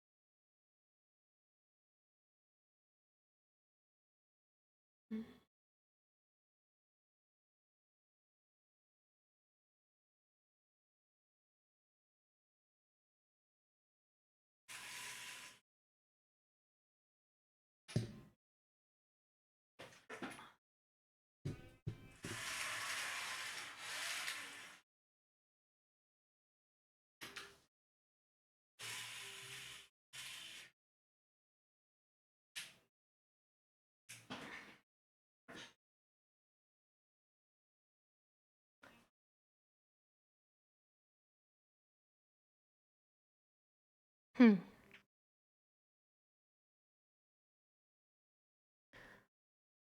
I mean, she did say she wants to stay friends now. Wouldn't that explain keeping in touch with you? Or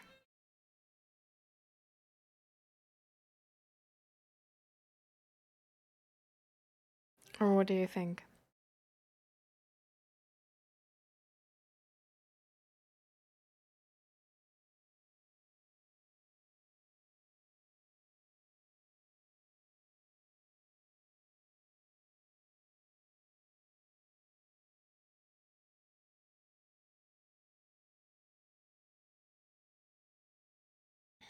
Yeah, but like it's not full convos. When I try to continue the conversation, she shuts it down. Hmm. Do you think she might be scared that you want to, I don't know, that you don't, like that you want to convince her to be more than friends again or something?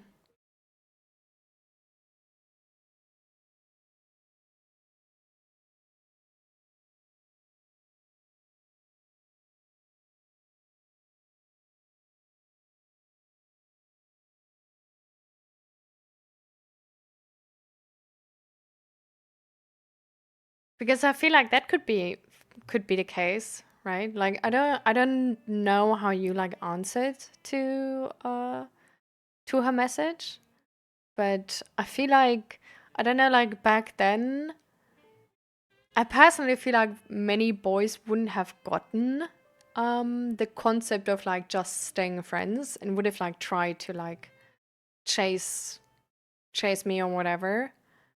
So I would have felt like I would need to like keep them at a distance on purpose because they don't know the lines anymore, sort of. But there's also sort of like an element of, since you two sort of have been more, maybe the lines got a little bit blurry between like friends and more. So maybe sometimes I would even feel like, okay, like now, like you know, like maybe she's getting feelings as well again, because she didn't say she doesn't have feelings, right? Like she's actually said like she does have a lot of feelings for you. She's just sort of like not ready for a relationship because she A, doesn't have time apparently, and B, feels like probably like can't be a good girlfriend or whatever, or it doesn't really know what she wants in a relationship and stuff like this.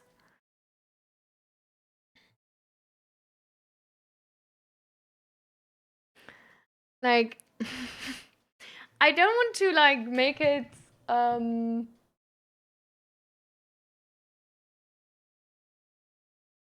I'm considering to take this one here, but it's really orange. Is it too orange? I think it's too orange. It's fine. Okay, let's go for it.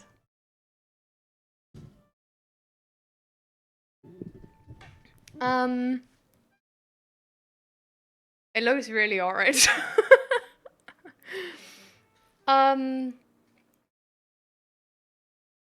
Like I personally, I don't hate you or anything, right? I definitely understand your perspective. I think her message seems really reflected, actually. Like what I hear and how I interpret her message is that she noticed she's been distant. She's saying sorry for being distant because she feels like that's something to say sorry for, right? So she would feel like if she's in a relationship, she doesn't want to be distant to her boyfriend and she wants to be sort of like a good girlfriend and like be there for him and something like this. So she's saying sorry that she wasn't a good girlfriend and then she was distant. And then she says why she was distant, because she has been thinking.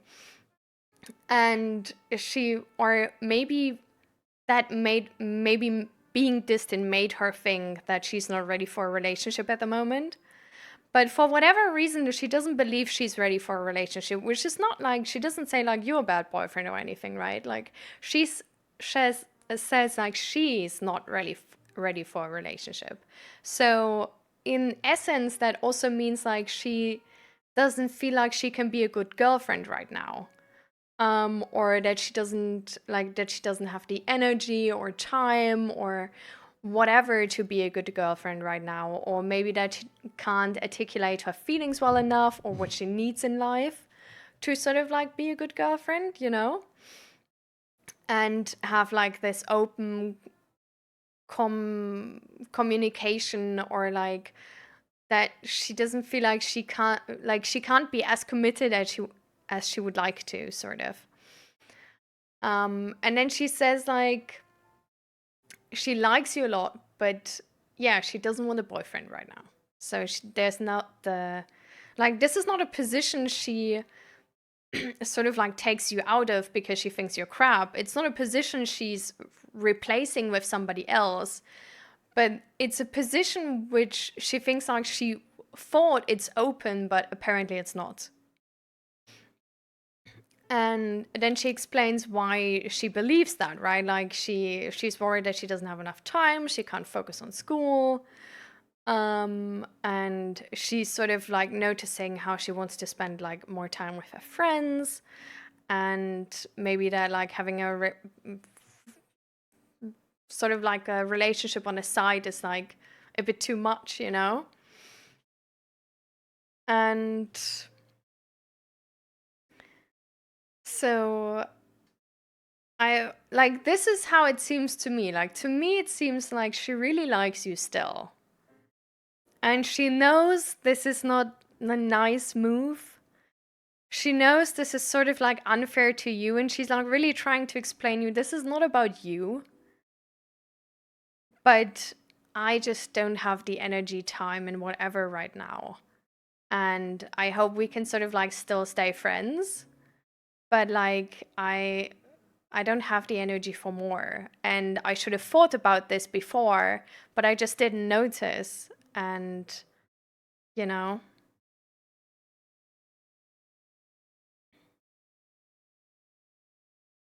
If she asks me out again and says she wants to try again, I feel like I'm going to get used.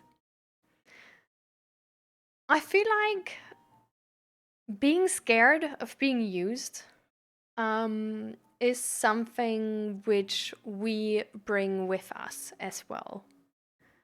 And it could maybe be interesting to find out why you're scared of being used. Like, is this something you expect because you have lived through it?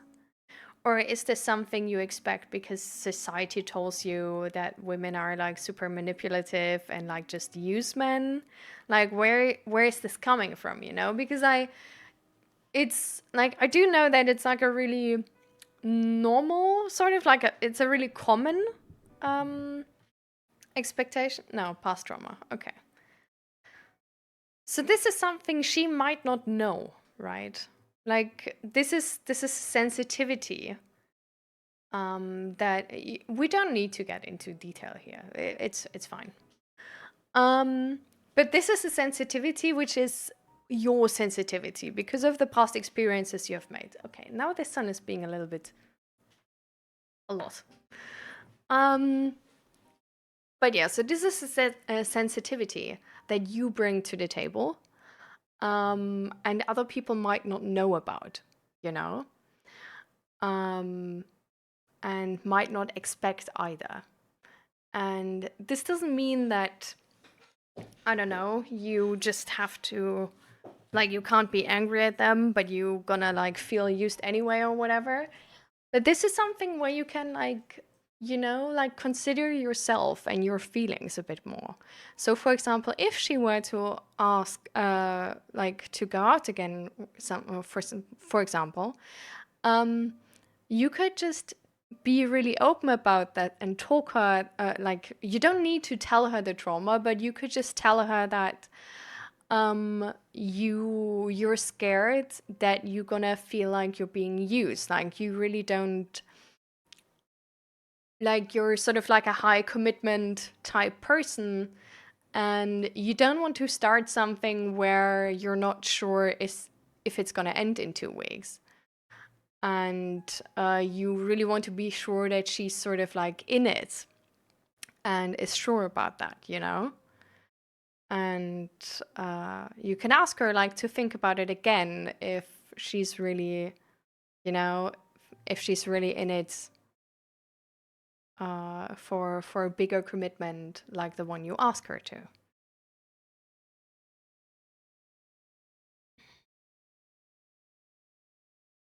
Does it sound like she still likes me, or does it sound like she's trying to compliment me to make me feel better?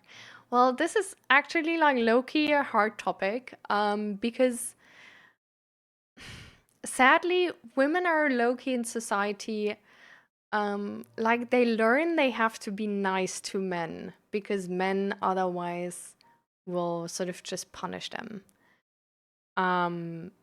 Which makes us be nice for like if we feel like we can't not be nice, you know, because we expect the other person to be really angry at us and like punish us.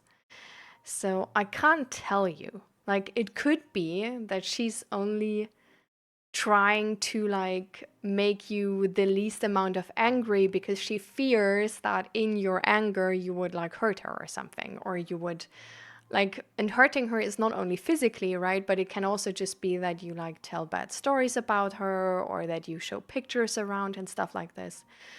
And, you know, like sort of like things like those. It can also be that she like really means it. But yeah, it's hard to tell sometimes. But you can, you know, you can ask her if she's like, if she really wants to stay friends, or if she just wanted to be polite, you know? And that it's like fine if you guys don't stay friends for you.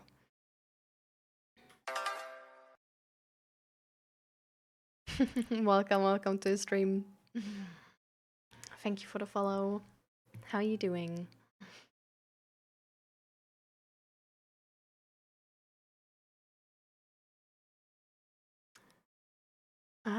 But if she likes me, why does she want to stay in touch?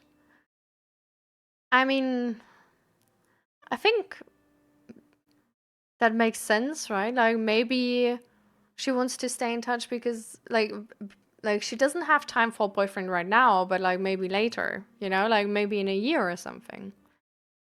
Or maybe she just really likes you as a friend as well, and like while she doesn't have time for like a relationship right now, she does want to keep you as a friend.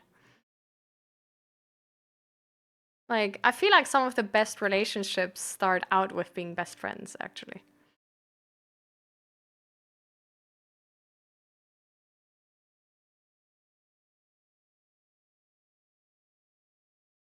So I'm another option if she wants a boyfriend. I mean, I guess, for example, but I don't think usually like, well, young, like if you're really young, definitely it can be that some people just want a boyfriend. But if it's like a more serious setting, people don't want a boyfriend, but a specific person as their boyfriend.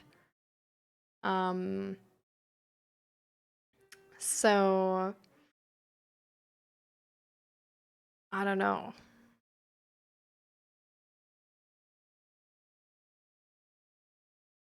But yeah, it definitely depends.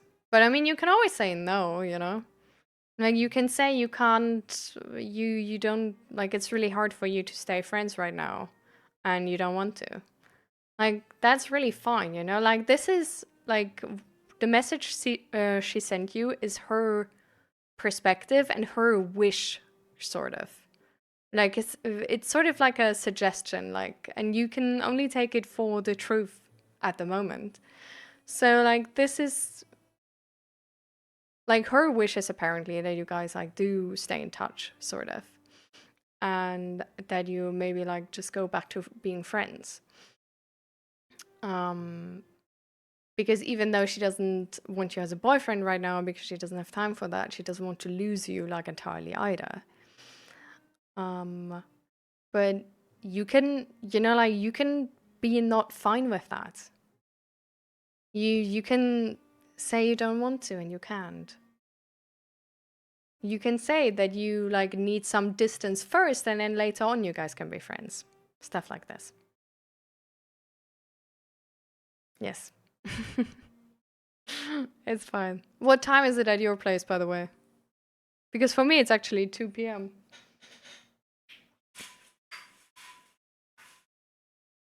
Jesus. The sun is way too much. Oh, my camera is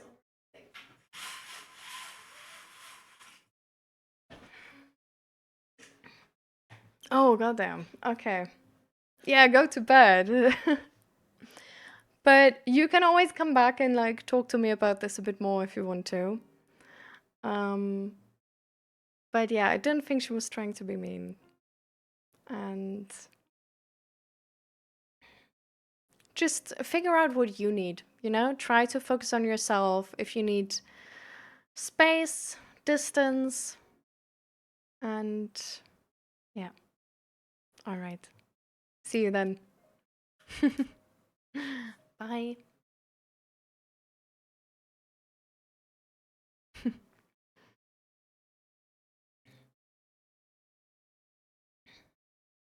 Assassin, do you want to join the chat or not? Is the question.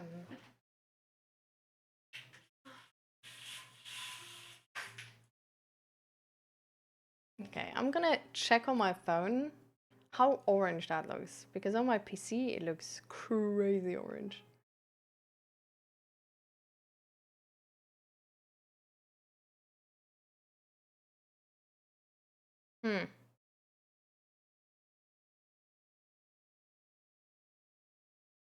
It looks really yellow on my phone.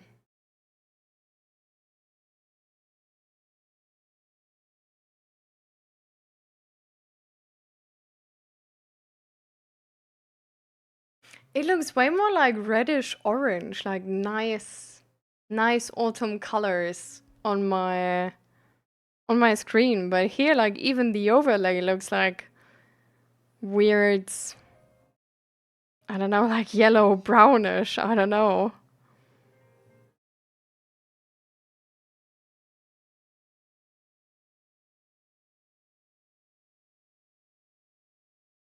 This is concerning.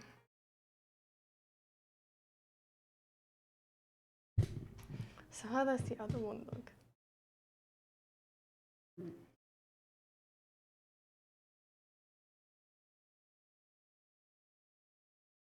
Mm-hmm.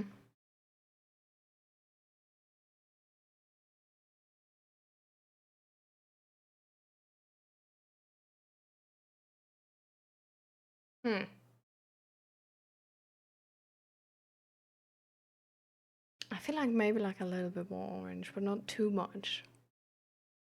Like I feel like the other one is a bit much.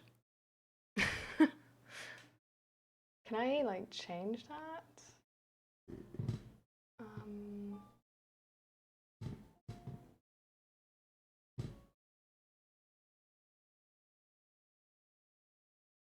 Hmm.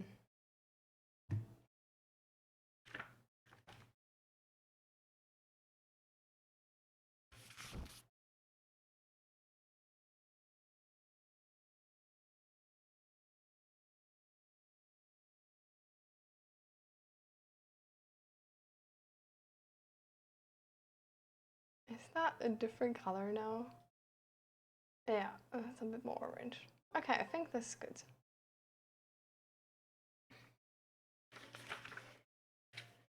See ya, Fluffy. Good luck at work or wherever you have to go. Okay.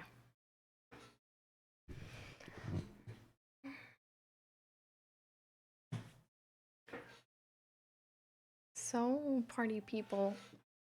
Anybody wants to take part in a mental health check-in?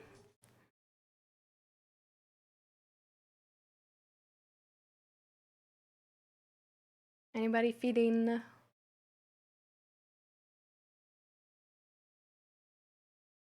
like taking part? Or no?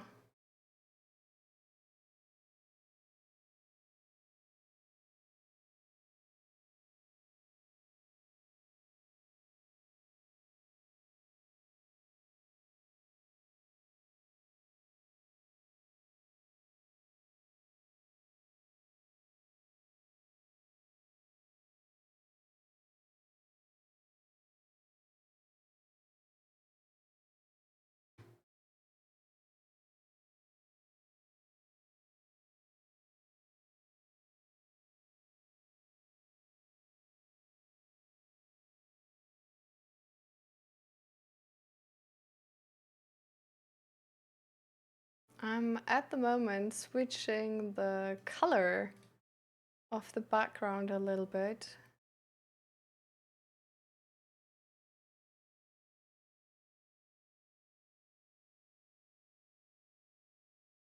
Because I feel like we can use a bit more orangey.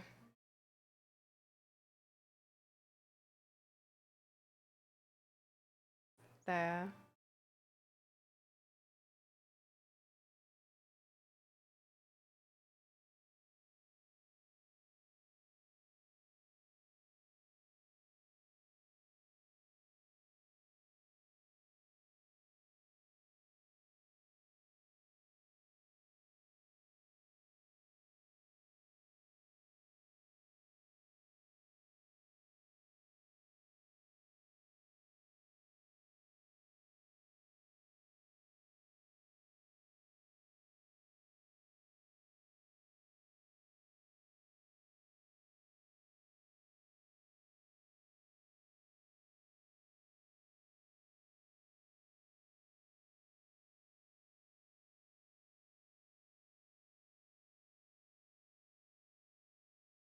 Okay.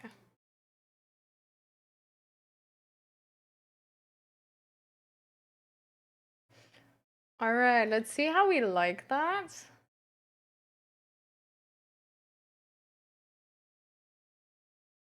Oh.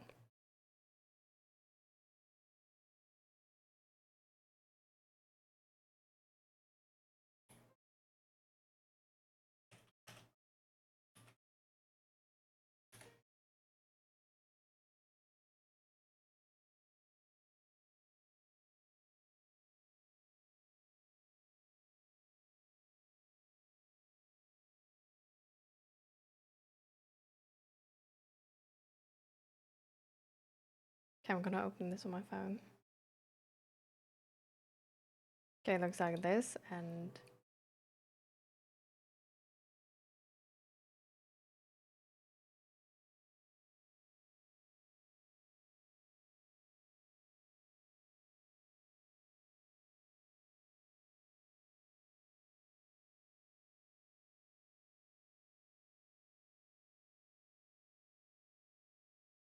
could be a slightly bit more brown, but this is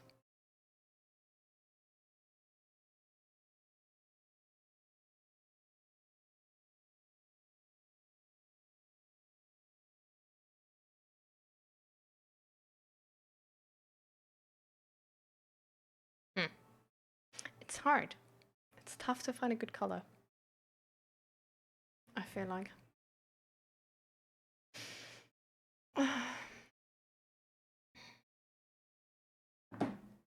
We can talk about multiple different topics today. So, if there's no one who wants to take part in a mental health check-in, we can also talk about general topics, if you guys want to.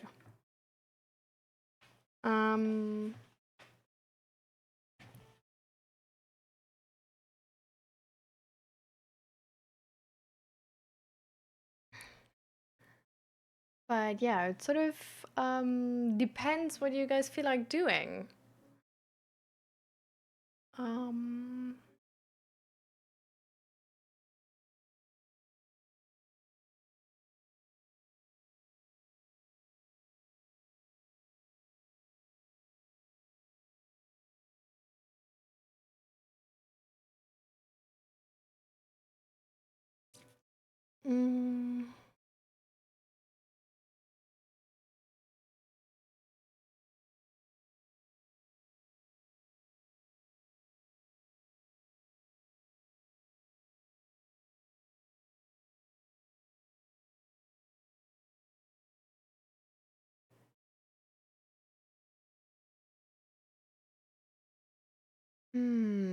What would be good topics?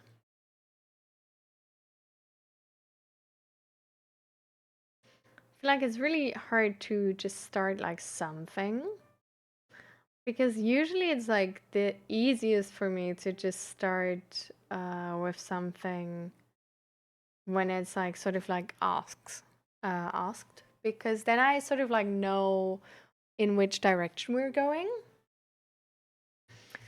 Um,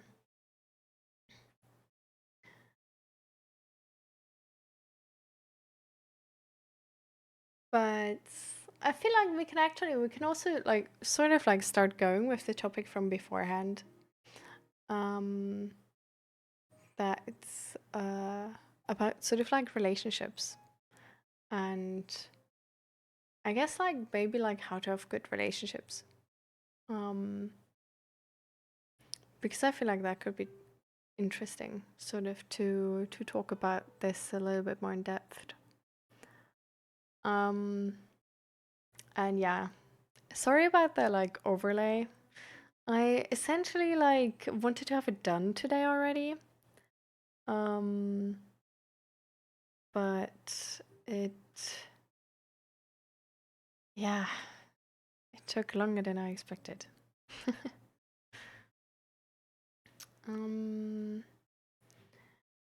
But let's maybe start actually with my personal mental health check-in and then see where we're going from that point on.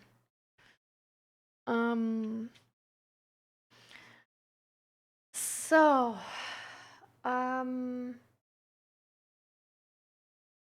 ooh, I just remembered in terms of personal mental health check-ins, I need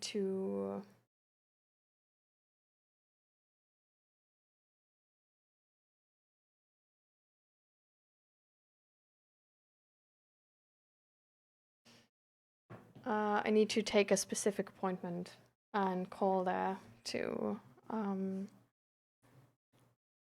say I'll use it.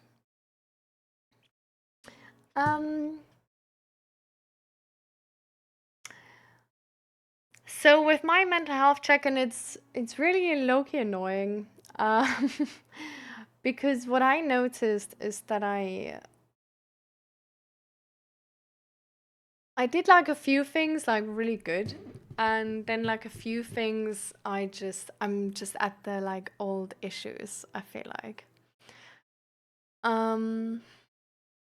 So I don't know, we have been talking quite a lot about the like green, orange, and red states, and that's like how I sort of noticed how you actually sort of need to do something to stay in green, and how I put like all these habits in place and everything to stay in green. Well, over the last week, I have changed those habits, and I noticed how I don't entirely like the outcome of it. But I don't know, I just sort of felt like, oh no, it's not because of the habits I changed. It just, I don't know, because of the weather or because I did a little bit too long here and there, like sort of like this. And I didn't really want to see that it maybe also just has to do with the different like hobbies and like things I was doing. Because over the last week, I have been like getting into AI again. And so I like set up my Stable Diffusion, and I like did all these different things with it and was like generating a lot of images and whatever. And in the beginning, I wanted to make like D&D battle maps and try to sort of get that done. Didn't work too well, sadly. There's like getting images, no problem, but like battle maps is really, I don't know, like online tools are just way easier for that, I feel like. And yeah, that's when I sort of like started to look into maybe generating like new stream assets and like looking into making like these like tiny stickers here, for example, like pumpkin in the cup. And these are not made by me, these are AI generated though, and like free to use and stuff like this. But I wanted to make like stickers like these, and I don't know, long story short, I spent like lots of time on this. So I was working like sort of like every day on this, and low-key, I didn't really get anywhere. Like I have lots of pictures, and a lot of them are like way better than before, and like I guess low-key usable, definitely, but it's still something where it's just, I don't know, where it just feels like it took so much longer than making them yourself. And like if you can like digitally draw and do art and stuff like this. And so it wasn't like really like entirely fulfilling, also because I don't know, whenever I use AI, I'm sort of in this like ethical question of like, oh, like what has this been trained on? Like, is that really fine? Like, and I don't know. Then also like if you get like images which are like good, but like not entirely good, it's like, okay, can I like do something with this? But then sometimes the images are sort of generated with bigger pixel sizes than they actually are, and then you can't really change them, because if you were to draw on it, you would have like different pixels. So I don't know, just like a lot of like work where you don't really know like when it's going to be done, and you don't really have like linear process to any certain goal as well. And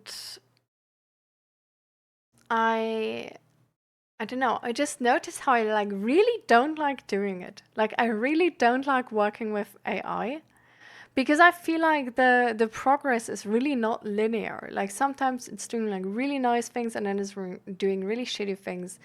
And I feel like if you work with AI when you don't have like a, like, I don't know, you're low-key like lacking creativity, and or like don't really know what you want specifically, but you just want like some, I don't know, whatever picture of a house or meadow or whatever, then like, okay, fine. But for me personally, I always have like really specific ideas already. And that's why I think working with AI is so frustrating for me, because it can never actually put all of this in place. Like it's never down to the T like I imagined it, which is always sort of like frustrating, because you're like, oh, this is good. This is, oh, oh shit. And then I sort of got into like digital art. But this is only started like recently, like a day ago or something. Where I thought like, okay, you know what? Like, how about I just learn how to do like digital art well, and for example, like how to make like good emotes and stuff like this. Instead of trying to like gamble my way to good emotes with AI. And yeah, I sort of like made good progress, I think. But at the same time, it's not like perfect. Which is also really frustrating, because it's like,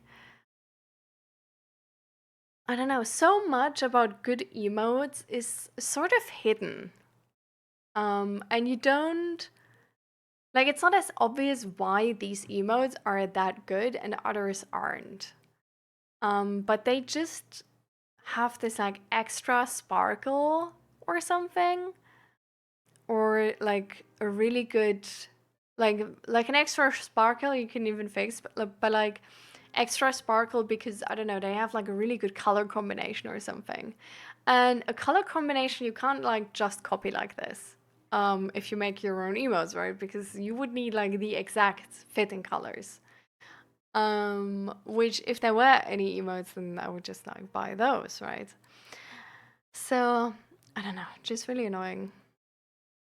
But I noticed how actually just doing digital art is so much nicer for me than doing AI. Or like using AI. Because it's just, it's so much more predictable. And that's what I really don't like about AI. It's so unpredictable, and it takes time where you can't really do something. It's not really based on your own skills that much. And it's not really something I'm like too interested in. It was more like the use to an ends. And yeah, within that week, I also neglected my other things I usually want to do in a week to stay in green, which, for example, is reading. Which, for example, is sort of like learning new stuff in like the mental health sector, sort of. And yeah, all of these things I didn't do. And now I'm like, I don't feel entirely like crap or anything. That's not the case. Like, I feel like low-key stable, but I do notice how I'm like more exhausted than usually. And I do notice how I have not returned to baseline from past week yet. And that even though like I had the different things I want to do for myself in a week are the following. It's like and read and learn more stuff about psychology to be like intellectually challenged, sort of. Then like be there for people, help people, purpose. That's like with stream, so I had that, but I didn't have the first one. Then like crochet or like do household chores. This one I also didn't do. So like the flow sort of state was missing. Then like gym bouldering, I did that. Friends, D&D, painting minis, board games, I did that. Nature meditation, well, sort of didn't. Or like not as much as I would like to. So like half did it, I guess. And then like creative stuff, I thought I was doing, but I didn't. Because I couldn't, like, it's not, I don't know, AI is really not as creative as actually making something creative, because you don't have any personal influence except the prompt, which is limited influence. Like I did prompt engineer and it did get me to like a certain point, but it's like, I don't know, it doesn't feel like really making something yourself. Like, I don't know why, but it's just, I thought it would be sort of the same. And then in the beginning you started and it's like, oh my God, so many images like directly finished and it feels so good. But low-key, it's like social media. I think that's genuinely it. Like, it low-key, it feels like social media. Like you're getting dopamine, but not for anything you did or have seen yourself or could like actually take part in. And it's like so much faster and it feels great in the beginning, but just like afterwards you just low-key feel like shit.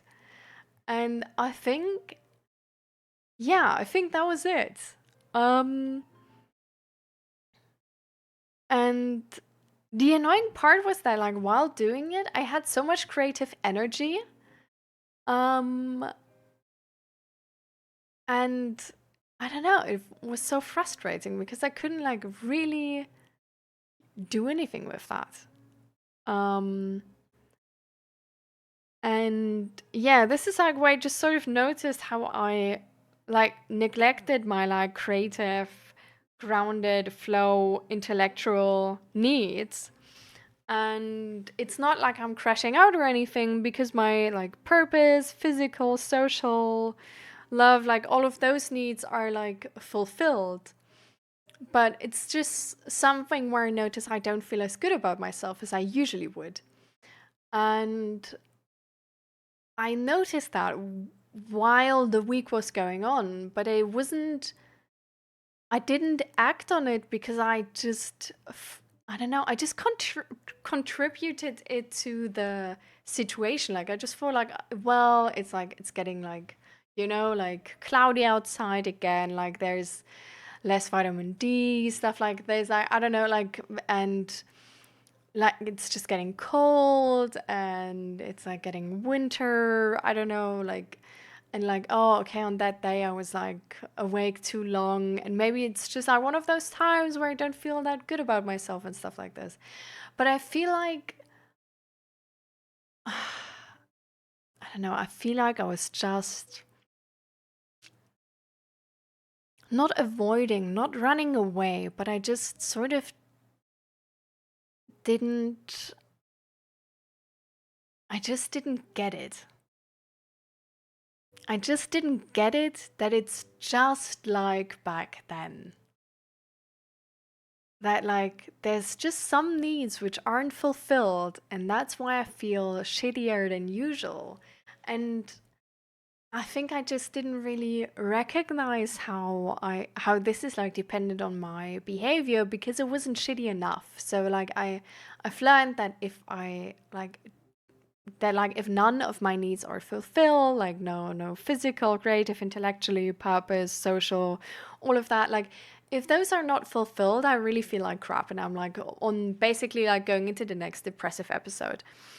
And I don't know, because here like half of my needs were fulfilled and the other half weren't. I didn't feel like crap like the times where I knew it's because of those needs, and that's why I think I just didn't really get that I just don't feel as good about myself because of that. And that it's not the weather, that it's not like any of those other things, but it's just there's some needs which aren't fulfilled.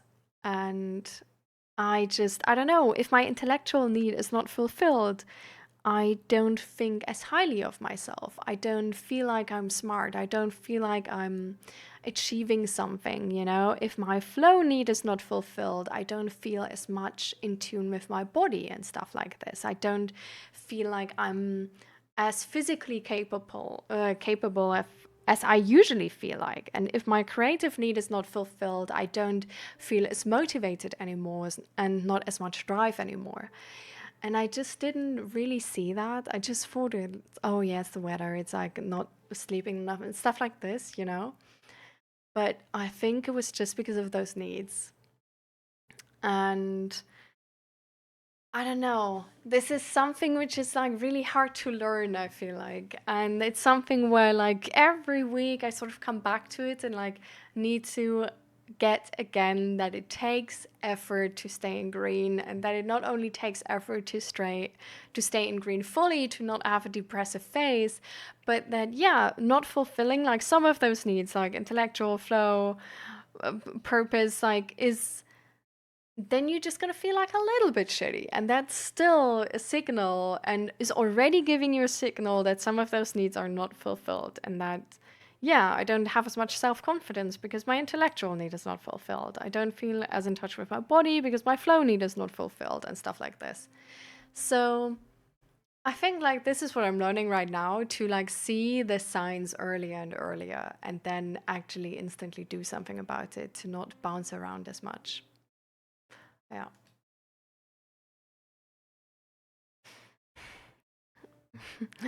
Ooh, Ursula and Jester, welcome. As a massive overthinker and undiagnosed ADHD, however, my brain goes into full overdrive with overthinking about what other people think about me and only thinking about the negative. It's led to me having anxiety panic attacks. How do I break out of this cycle? Ooh, okay. Let's get into that. Let me drink for a second.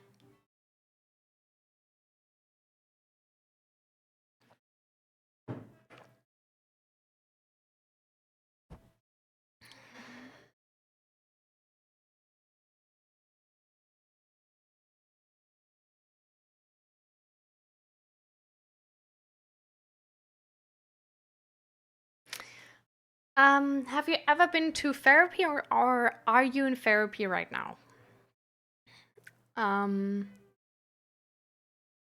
Because I personally, it was sort of expected that I have ADHD once I joined therapy. And when I then got the ADHD diagnosis, it actually turned out that I probably don't have ADHD, but I'm traumatized. Because a lot of the trauma symptoms can actually like overlap with ADHD symptoms. And for example, there's like massive overthinking where your brain goes into full overdrive with overthinking what other people think about you and thinking about the negative and stuff like this. This especially is really well connected to trauma.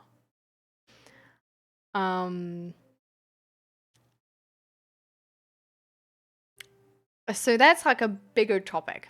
And it's a topic which like can be sort of like fixed in therapy.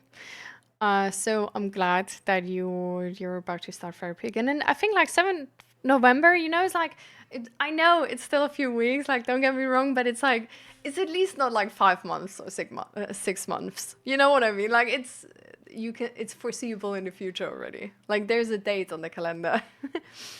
But definitely do restart therapy, I think.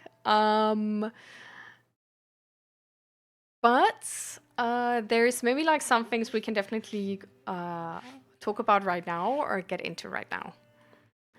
I started a new job 3 months ago and I cannot help but think there's a slight possibility that there are people who don't seem to like me because I see how cliquey the office is. Ah, I see. Why would it be negative if some people don't like you? Hi James, how you doing? Welcome.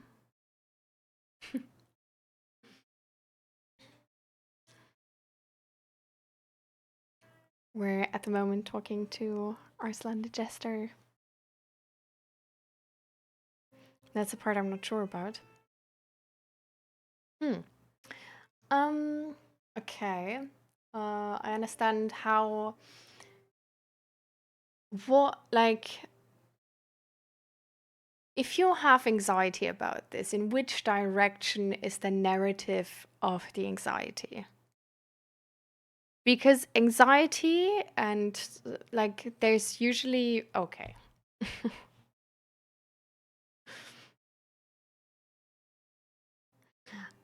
Because anxiety, there's usually sort of like a narrative like tightly attached to it. So I feel like if we talk about this narrative, maybe we can sort of like find out in which direction or like where the anxiety is coming from specifically.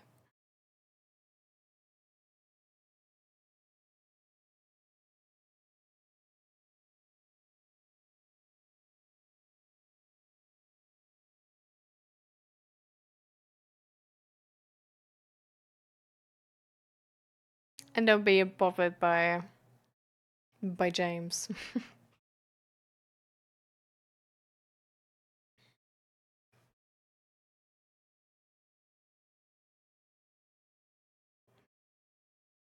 I can only guess that maybe when I was younger, I was very overprotected by my parents, not allowed to have friends. So socially, I'm very awkward a lot.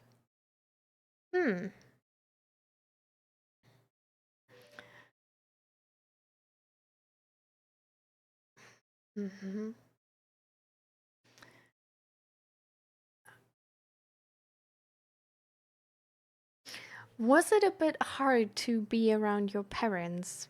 Were there a lot of expectations on how you should be, sort of? And how to behave and what not to do and what to do and stuff like this? Was it a little bit like walking on eggshells? Sometimes.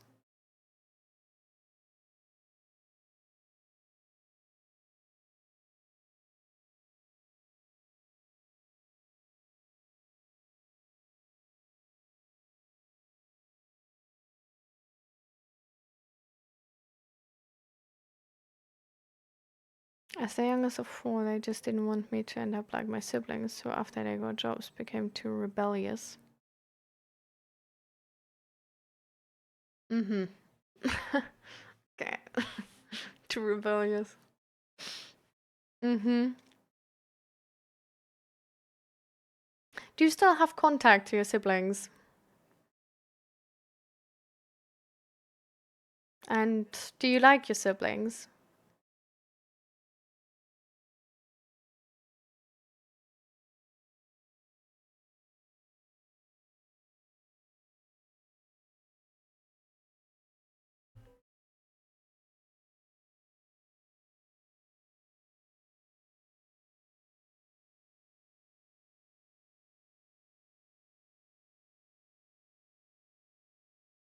I live with my sister and her husband right now. Yes, I still do. Oh, okay. So, are they too rebellious then? Like, is it bad what they become or became?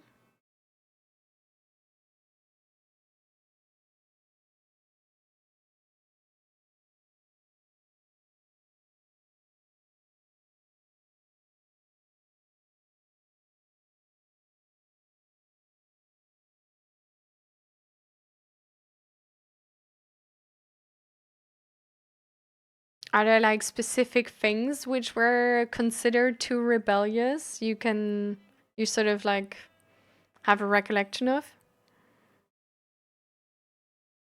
Hmm. Hmm.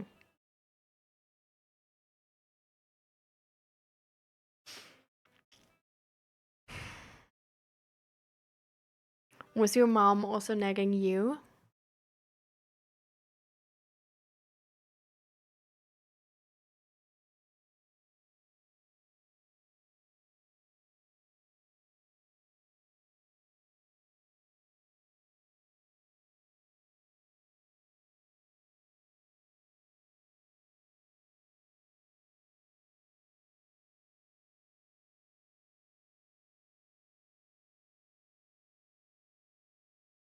Yeah, constantly about stuff like religion, mostly since she was. Hmm. Um.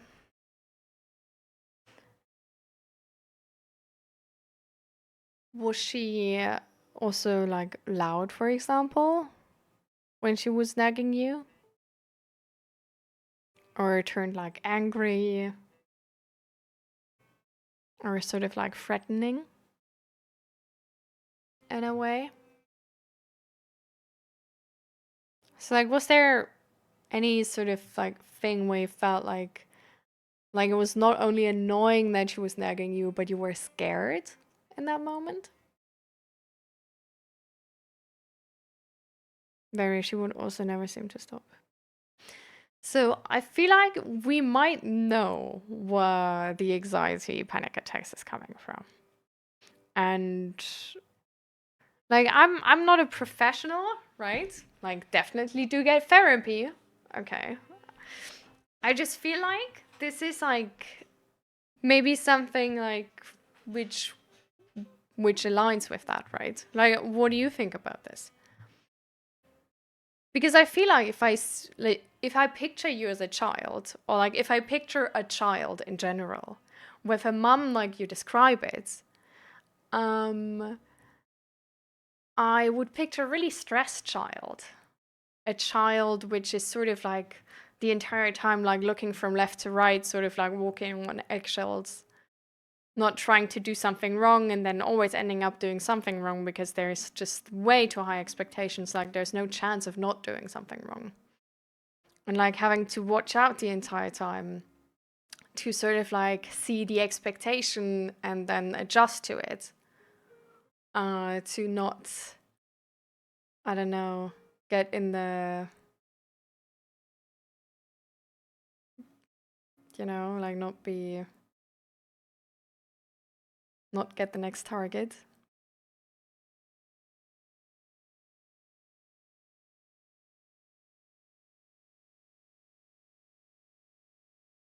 Like, how do you see yourself in that picture?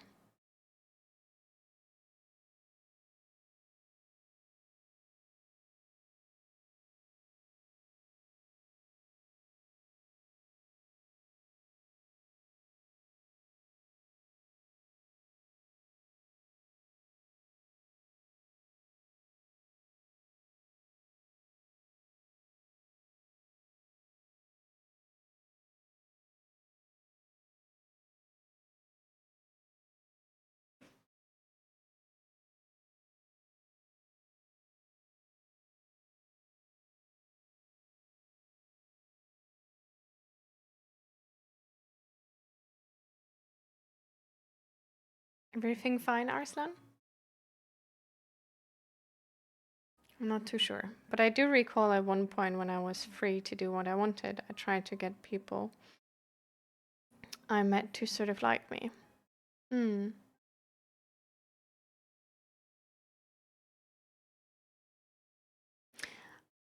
Can I ask you how old you are when you...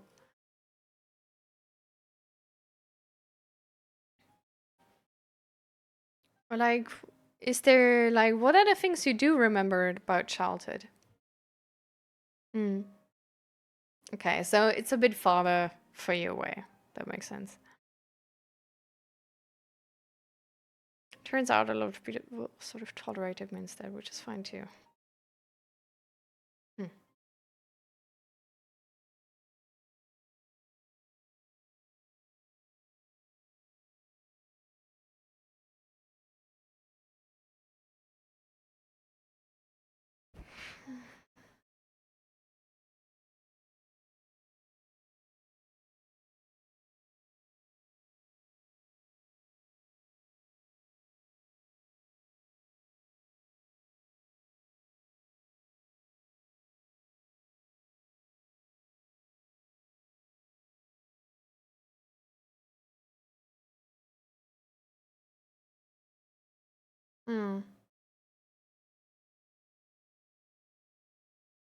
What was before that time?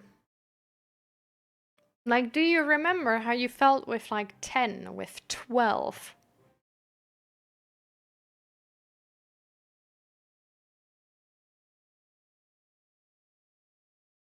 Like around that age?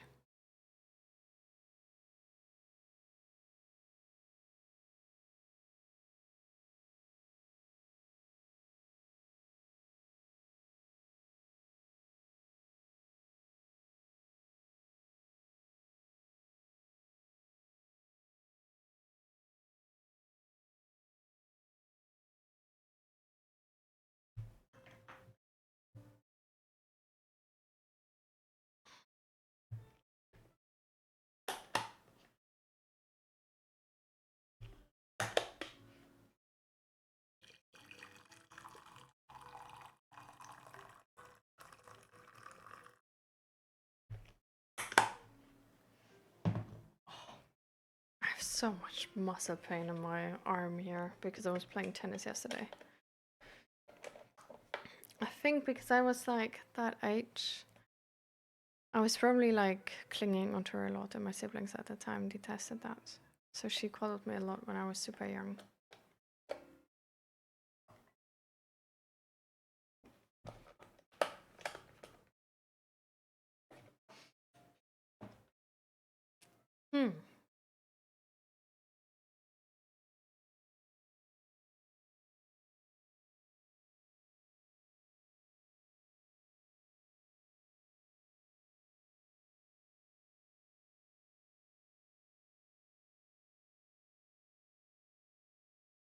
You say you think. Do you not have like a proper recollection of like certain situations, or do you just want to sort of like phrase it a bit softer?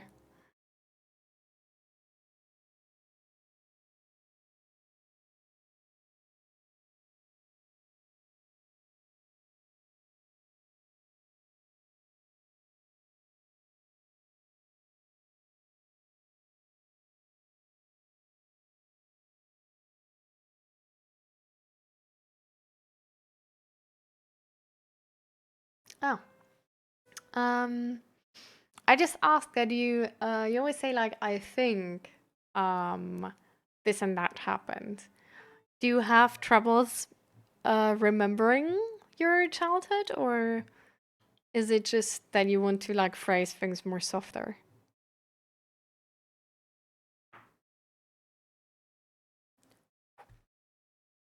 My tea is really hot.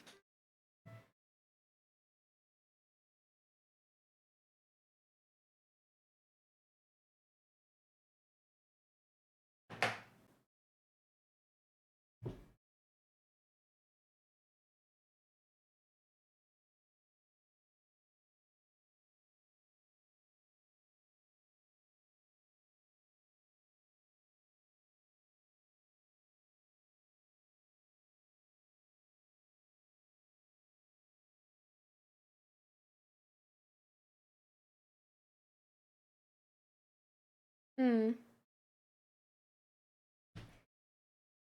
Hmm.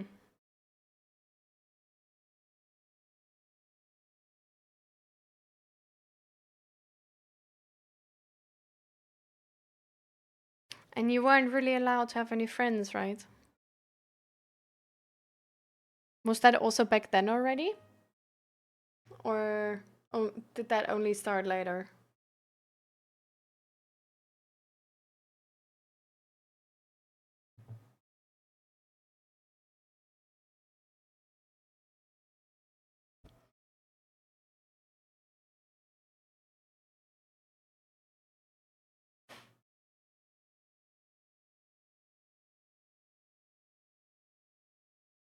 Most annoying part about glasses.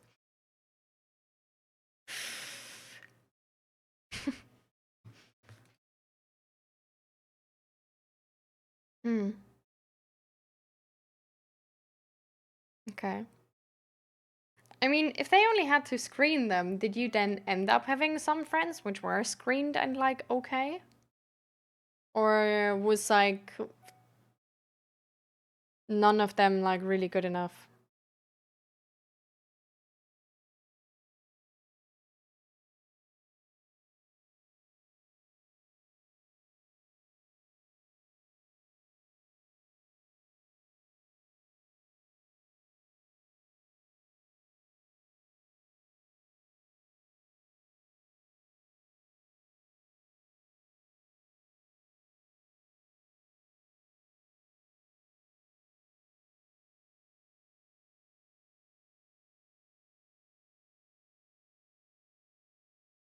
I mean, friends can be a danger, but friends are really necessary. After all, we're social animals. No one can survive alone.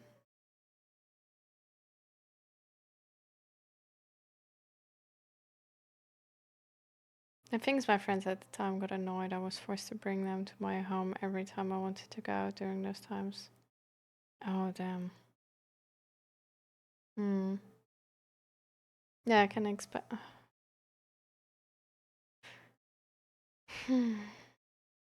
Inviting me for stuff afterwards. Hmm.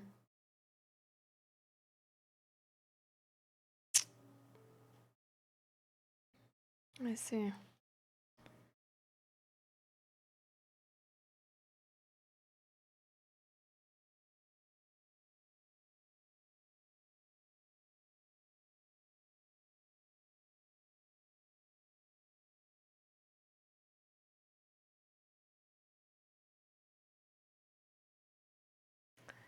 So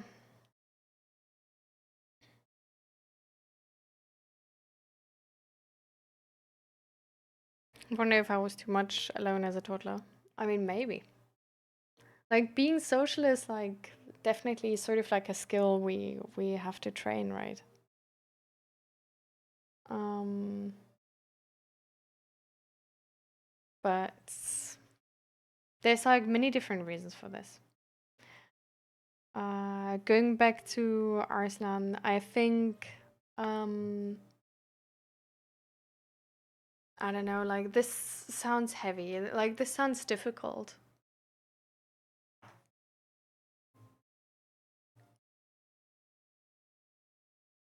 Like this sounds like a difficult childhood. And not only childhood, but sort of still.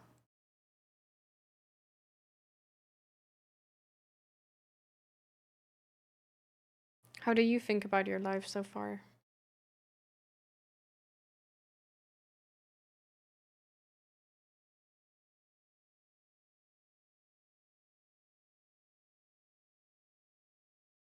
Ups and downs, really.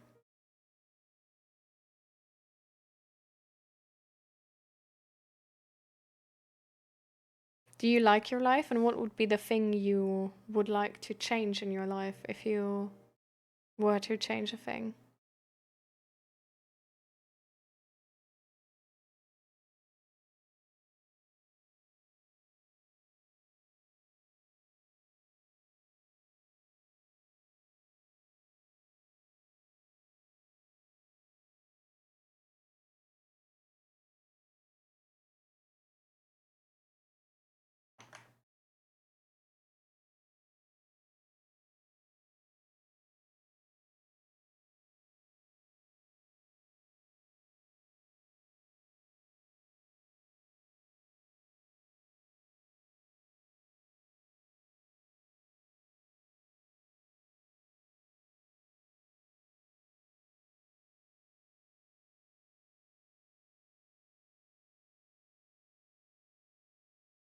right now. I'm content with the current friends I have. My job's alright. The only thing I'd love to change is all these thoughts in my head and how it can affect my day.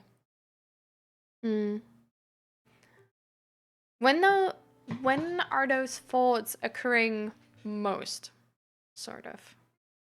Or like, what type of situation is leading to those? And how do they affect your day? Does it like, does the overthinking and sort of this like really anxious state of overthinking, does it keep going for hours or like the entire day? Or is it even like, I don't know, influencing the next day and the day after?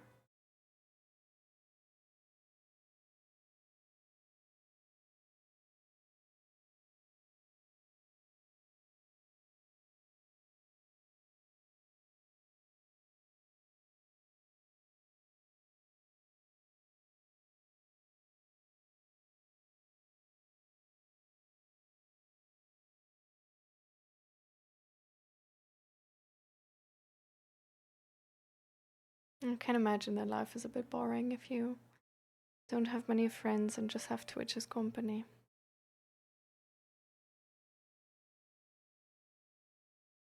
What would you like to change about your life, 𝔹𝕃ℂ𝔻, if you could change anything? If I ever make a mistake at my job, I tend to freeze up. Also with friends?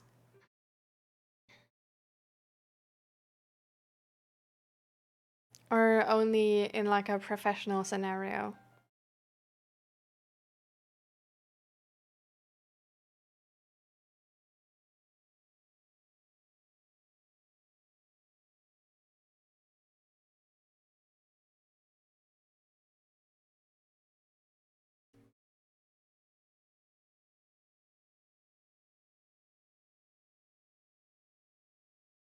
Sometimes with friends too, like I say, the wrong thing or the wrong thing at the wrong time.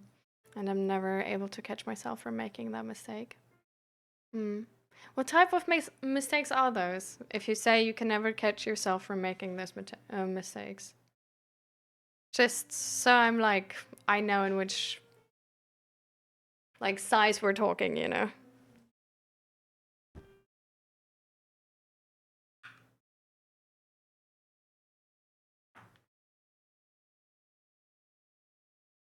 I'm too much alone. Girlfriend got moody with me many weeks now. So is that what you would change in your life, 𝔹𝕃ℎ𝔻? To like be less alone? Or what would you change to have a better life? Like what would like a good life look to you? There was one time I got too passionate over a game a friend of mine was playing, to the point he was a bit too uncomfortable.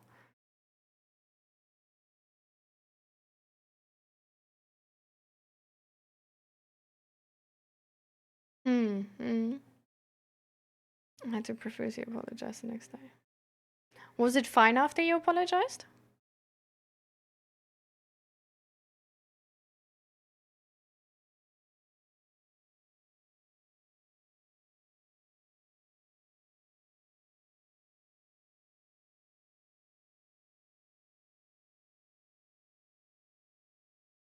I did not learn social much, so not easy to find another, and I don't try.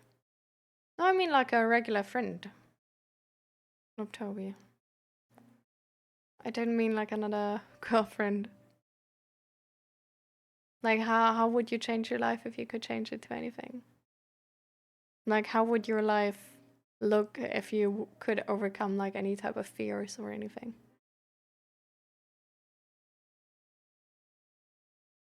It was, but I cannot seem to accept his forgiveness. Do you know why you can't accept it? Like, do you not trust the forgiveness? Like, do you think there's gonna be like, I don't know, some type of like bad comment afterwards? Or they're just gonna sort of like pay you back in a way? Or do you think like you're a bad human still?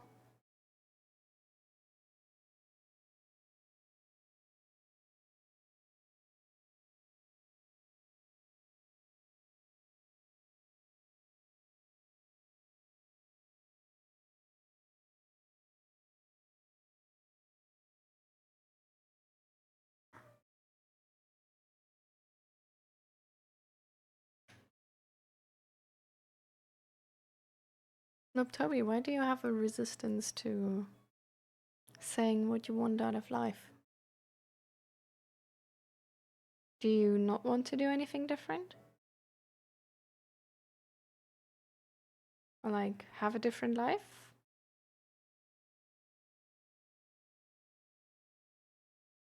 I'm afraid of losing this person as a friend. I've been friends with him for a year. Hmm.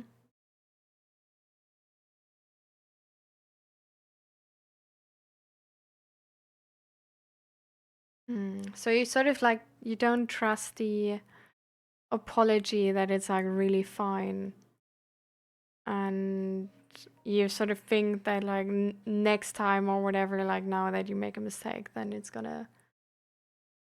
he's like not gonna be friends with you anymore or something like this. That like every mistake is sort of like adding up onto like a list, and if it's like full, then the friendship is over, like this.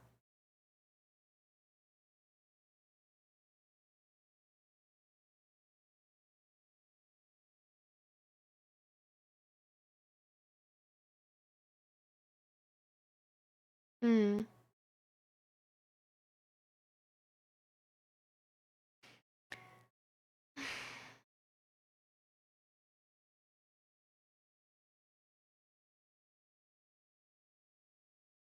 Okay.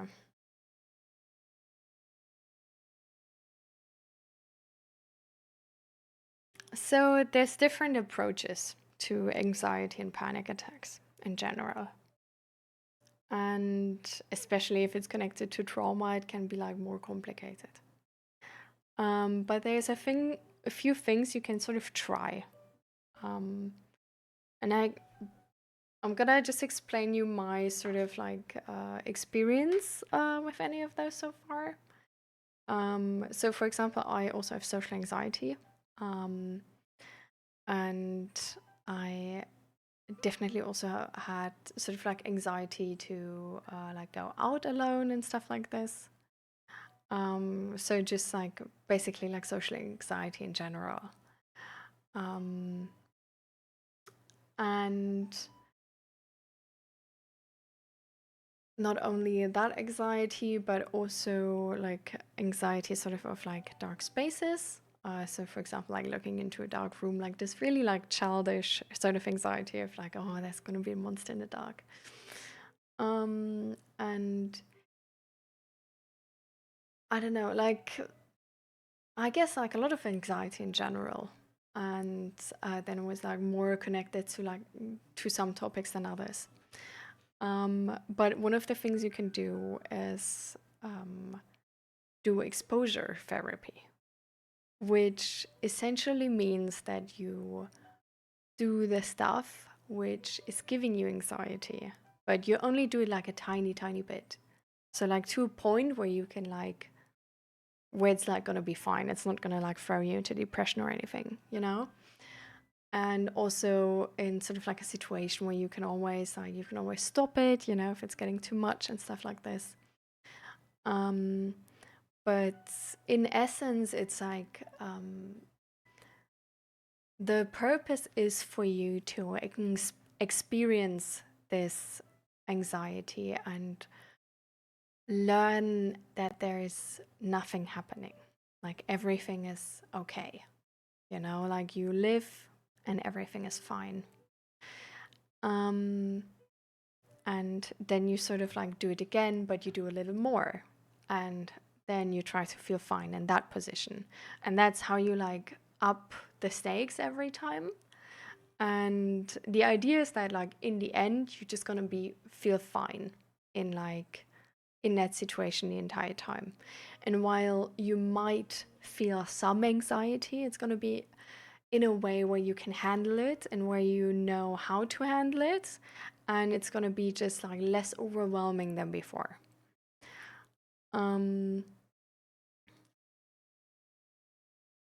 But this is anxiety before panic attack. This is not if you are in a panic attack. Because if you are having a panic attack, you need to like, this is like, it's already like over the top, sort of. So you need to like get to a like safe, acceptable base level again. So the whole idea of like exposure therapy is only doing something to like finding the smallest step you can take, for example. So I don't know, like it would be, I don't know, like maybe, like I actually have had a little bit anxiety of spilling something, like spilling water on the floor, for example. Because back in my childhood, that was like really, I don't know, it was just this like, oh, no, and there was like a huge reaction to it. And so I had anxiety from that.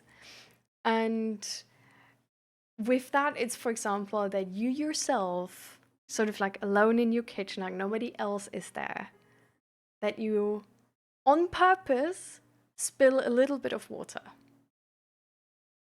And then you just sort of experience the situation. You try to really listen actually to your anxiety. Try where it's coming from, what it's telling you specifically, what the fears, what the specific fears are it has, what the situation is you expect. And at the same time, you tell yourself, you sort of like compare what you expect, what the fears are you expect, with the reality you are in, which in that scenario is you're alone. Nobody is screaming at you. Everything is fine. You can just remove the water again and nothing happened. Like the floor is not ruined. Like there's like everything is fine, you know? And this is sort of like the takeaway that you like you did something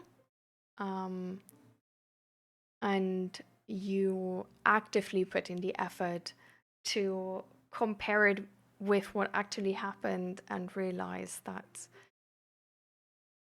sort of like that nothing has happened and that it's fine, that it's okay, and that you lived through that situation, sort of.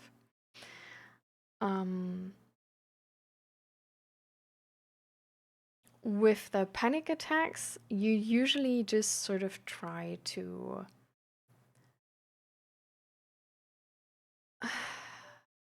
well, the only thing I know about panic attacks, is that it's you usually sort of try to step out of this toxic situation you are in, or this triggering situation you are in, before you have a full-blown panic attack. Like, I don't really know if there's something like overcoming or exposure therapy to panic attacks. I haven't thought of any of that.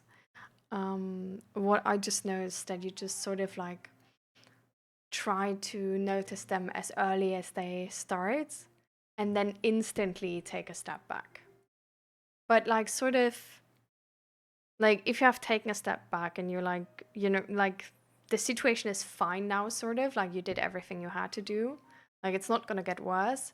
And then you sort of try to feel what you feel, and you sort of try to feel how your body is feeling, and like do like breathing exercise and like this. So with panic attacks, it's more of like the like calming down and like teaching yourself tools and strategies to calm down and not go into the direction of full-blown panic attack. Versus with anxiety, it's more of like trying to, like if it's something you have anxiety about, which is like a rather like unrealistic, like a doom type scenario, then you try to sort of expose yourself to some of that anxiety where you can handle it really well, and sort of like teach yourself actively and like try to actively gain experiences and then reflect on those experiences where you felt that anxiety, you had those fear, but nothing happened. So that you sort of like give your brain evidence that even though you were so sure that this is like so bad and everything, actually nothing happened.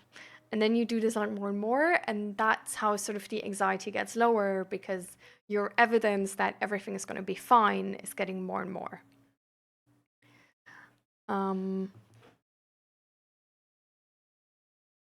But yeah, Aslan,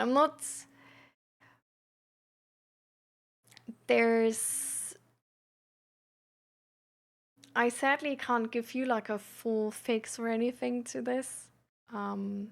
I definitely think it's like a bigger topic where therapy makes a lot of sense, and I'm really glad that you're restarting therapy again. But I think what you could do as sort of like a really good preparation for therapy, and then also to get the most out of therapy, as in those situations where you feel those feelings, not like in a full-blown panic attack, but where you have, like, if you're in a situation where you still have space, to sit down, have like a journal, and write down what your fears are in that moment, and write down where they might be coming from and what you might expect in those situations, to just like gain more information on this. Because the more information you have, the better the therapist then can help you. So if you're, for example, able to find out, oh, it's like really connected to this and that scenario when I was a kid, and this can take a little bit to like get to like really like have that back in mind, because when we lived through trauma, like not remembering things is like actually really common. So it can really help to sort of like focus on like finding out where things coming from, and like really understanding your fears in that moment, and not just like brushing them off with like, oh, it's like I'm overreacting right now and I'm overthinking right now anyways, but just like really writing down all of those fears and being like, okay, so like being like more like a, like you're studying yourself type situation, where like, okay, like I feared this, and like which evidence do I have for this? Well, the other person looked like this, and like then they only said this, and like sort of like analyze it a little bit on your own, to then have more context for your therapist. And I think that's a really good thing you can do. And with, yeah, so with the panic attacks, try to step out of it as fast as you can. Sort of like, if you notice this is a trigger, try to really pinpoint triggers that can help you to notice them earlier. And then, for example, like next time you make a mistake at work, you already know, okay, there's usually a trigger for myself. So I'm gonna take 10 and calm myself down. And like to not wait till it's like a full-blown panic attack.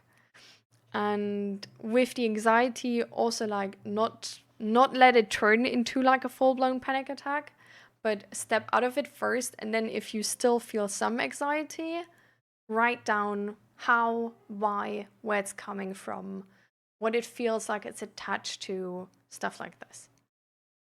And you can also try to actually talk to your friends about this and voice this to your friends. And just be like, for example, to the friend where you made a mistake, and then like you said sorry, but the friend said like, oh yeah, it's fine, but you still fear like they're gonna like leave you or something. Just like, you can also just sort of tell them like, hey, is it like really fine, because I'm sort of like, I don't know, just because of my mom and childhood, I'm like really concerned that you just like, I don't know, don't want to be friends with me anymore. And I don't know, just like asking for clarification, I guess, if it's really fine, and that can help. So I hope that helps.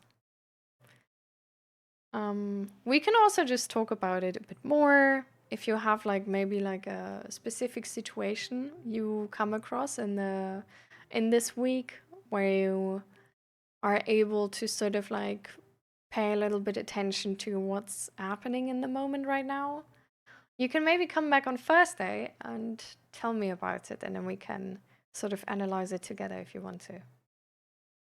So, or on Monday or next Thursday, just whenever one of those situations is coming up. But I think you're already doing a very, very important step, and that is restarting with therapy. That's really good. And I'm really proud that you do that, because that's really smart.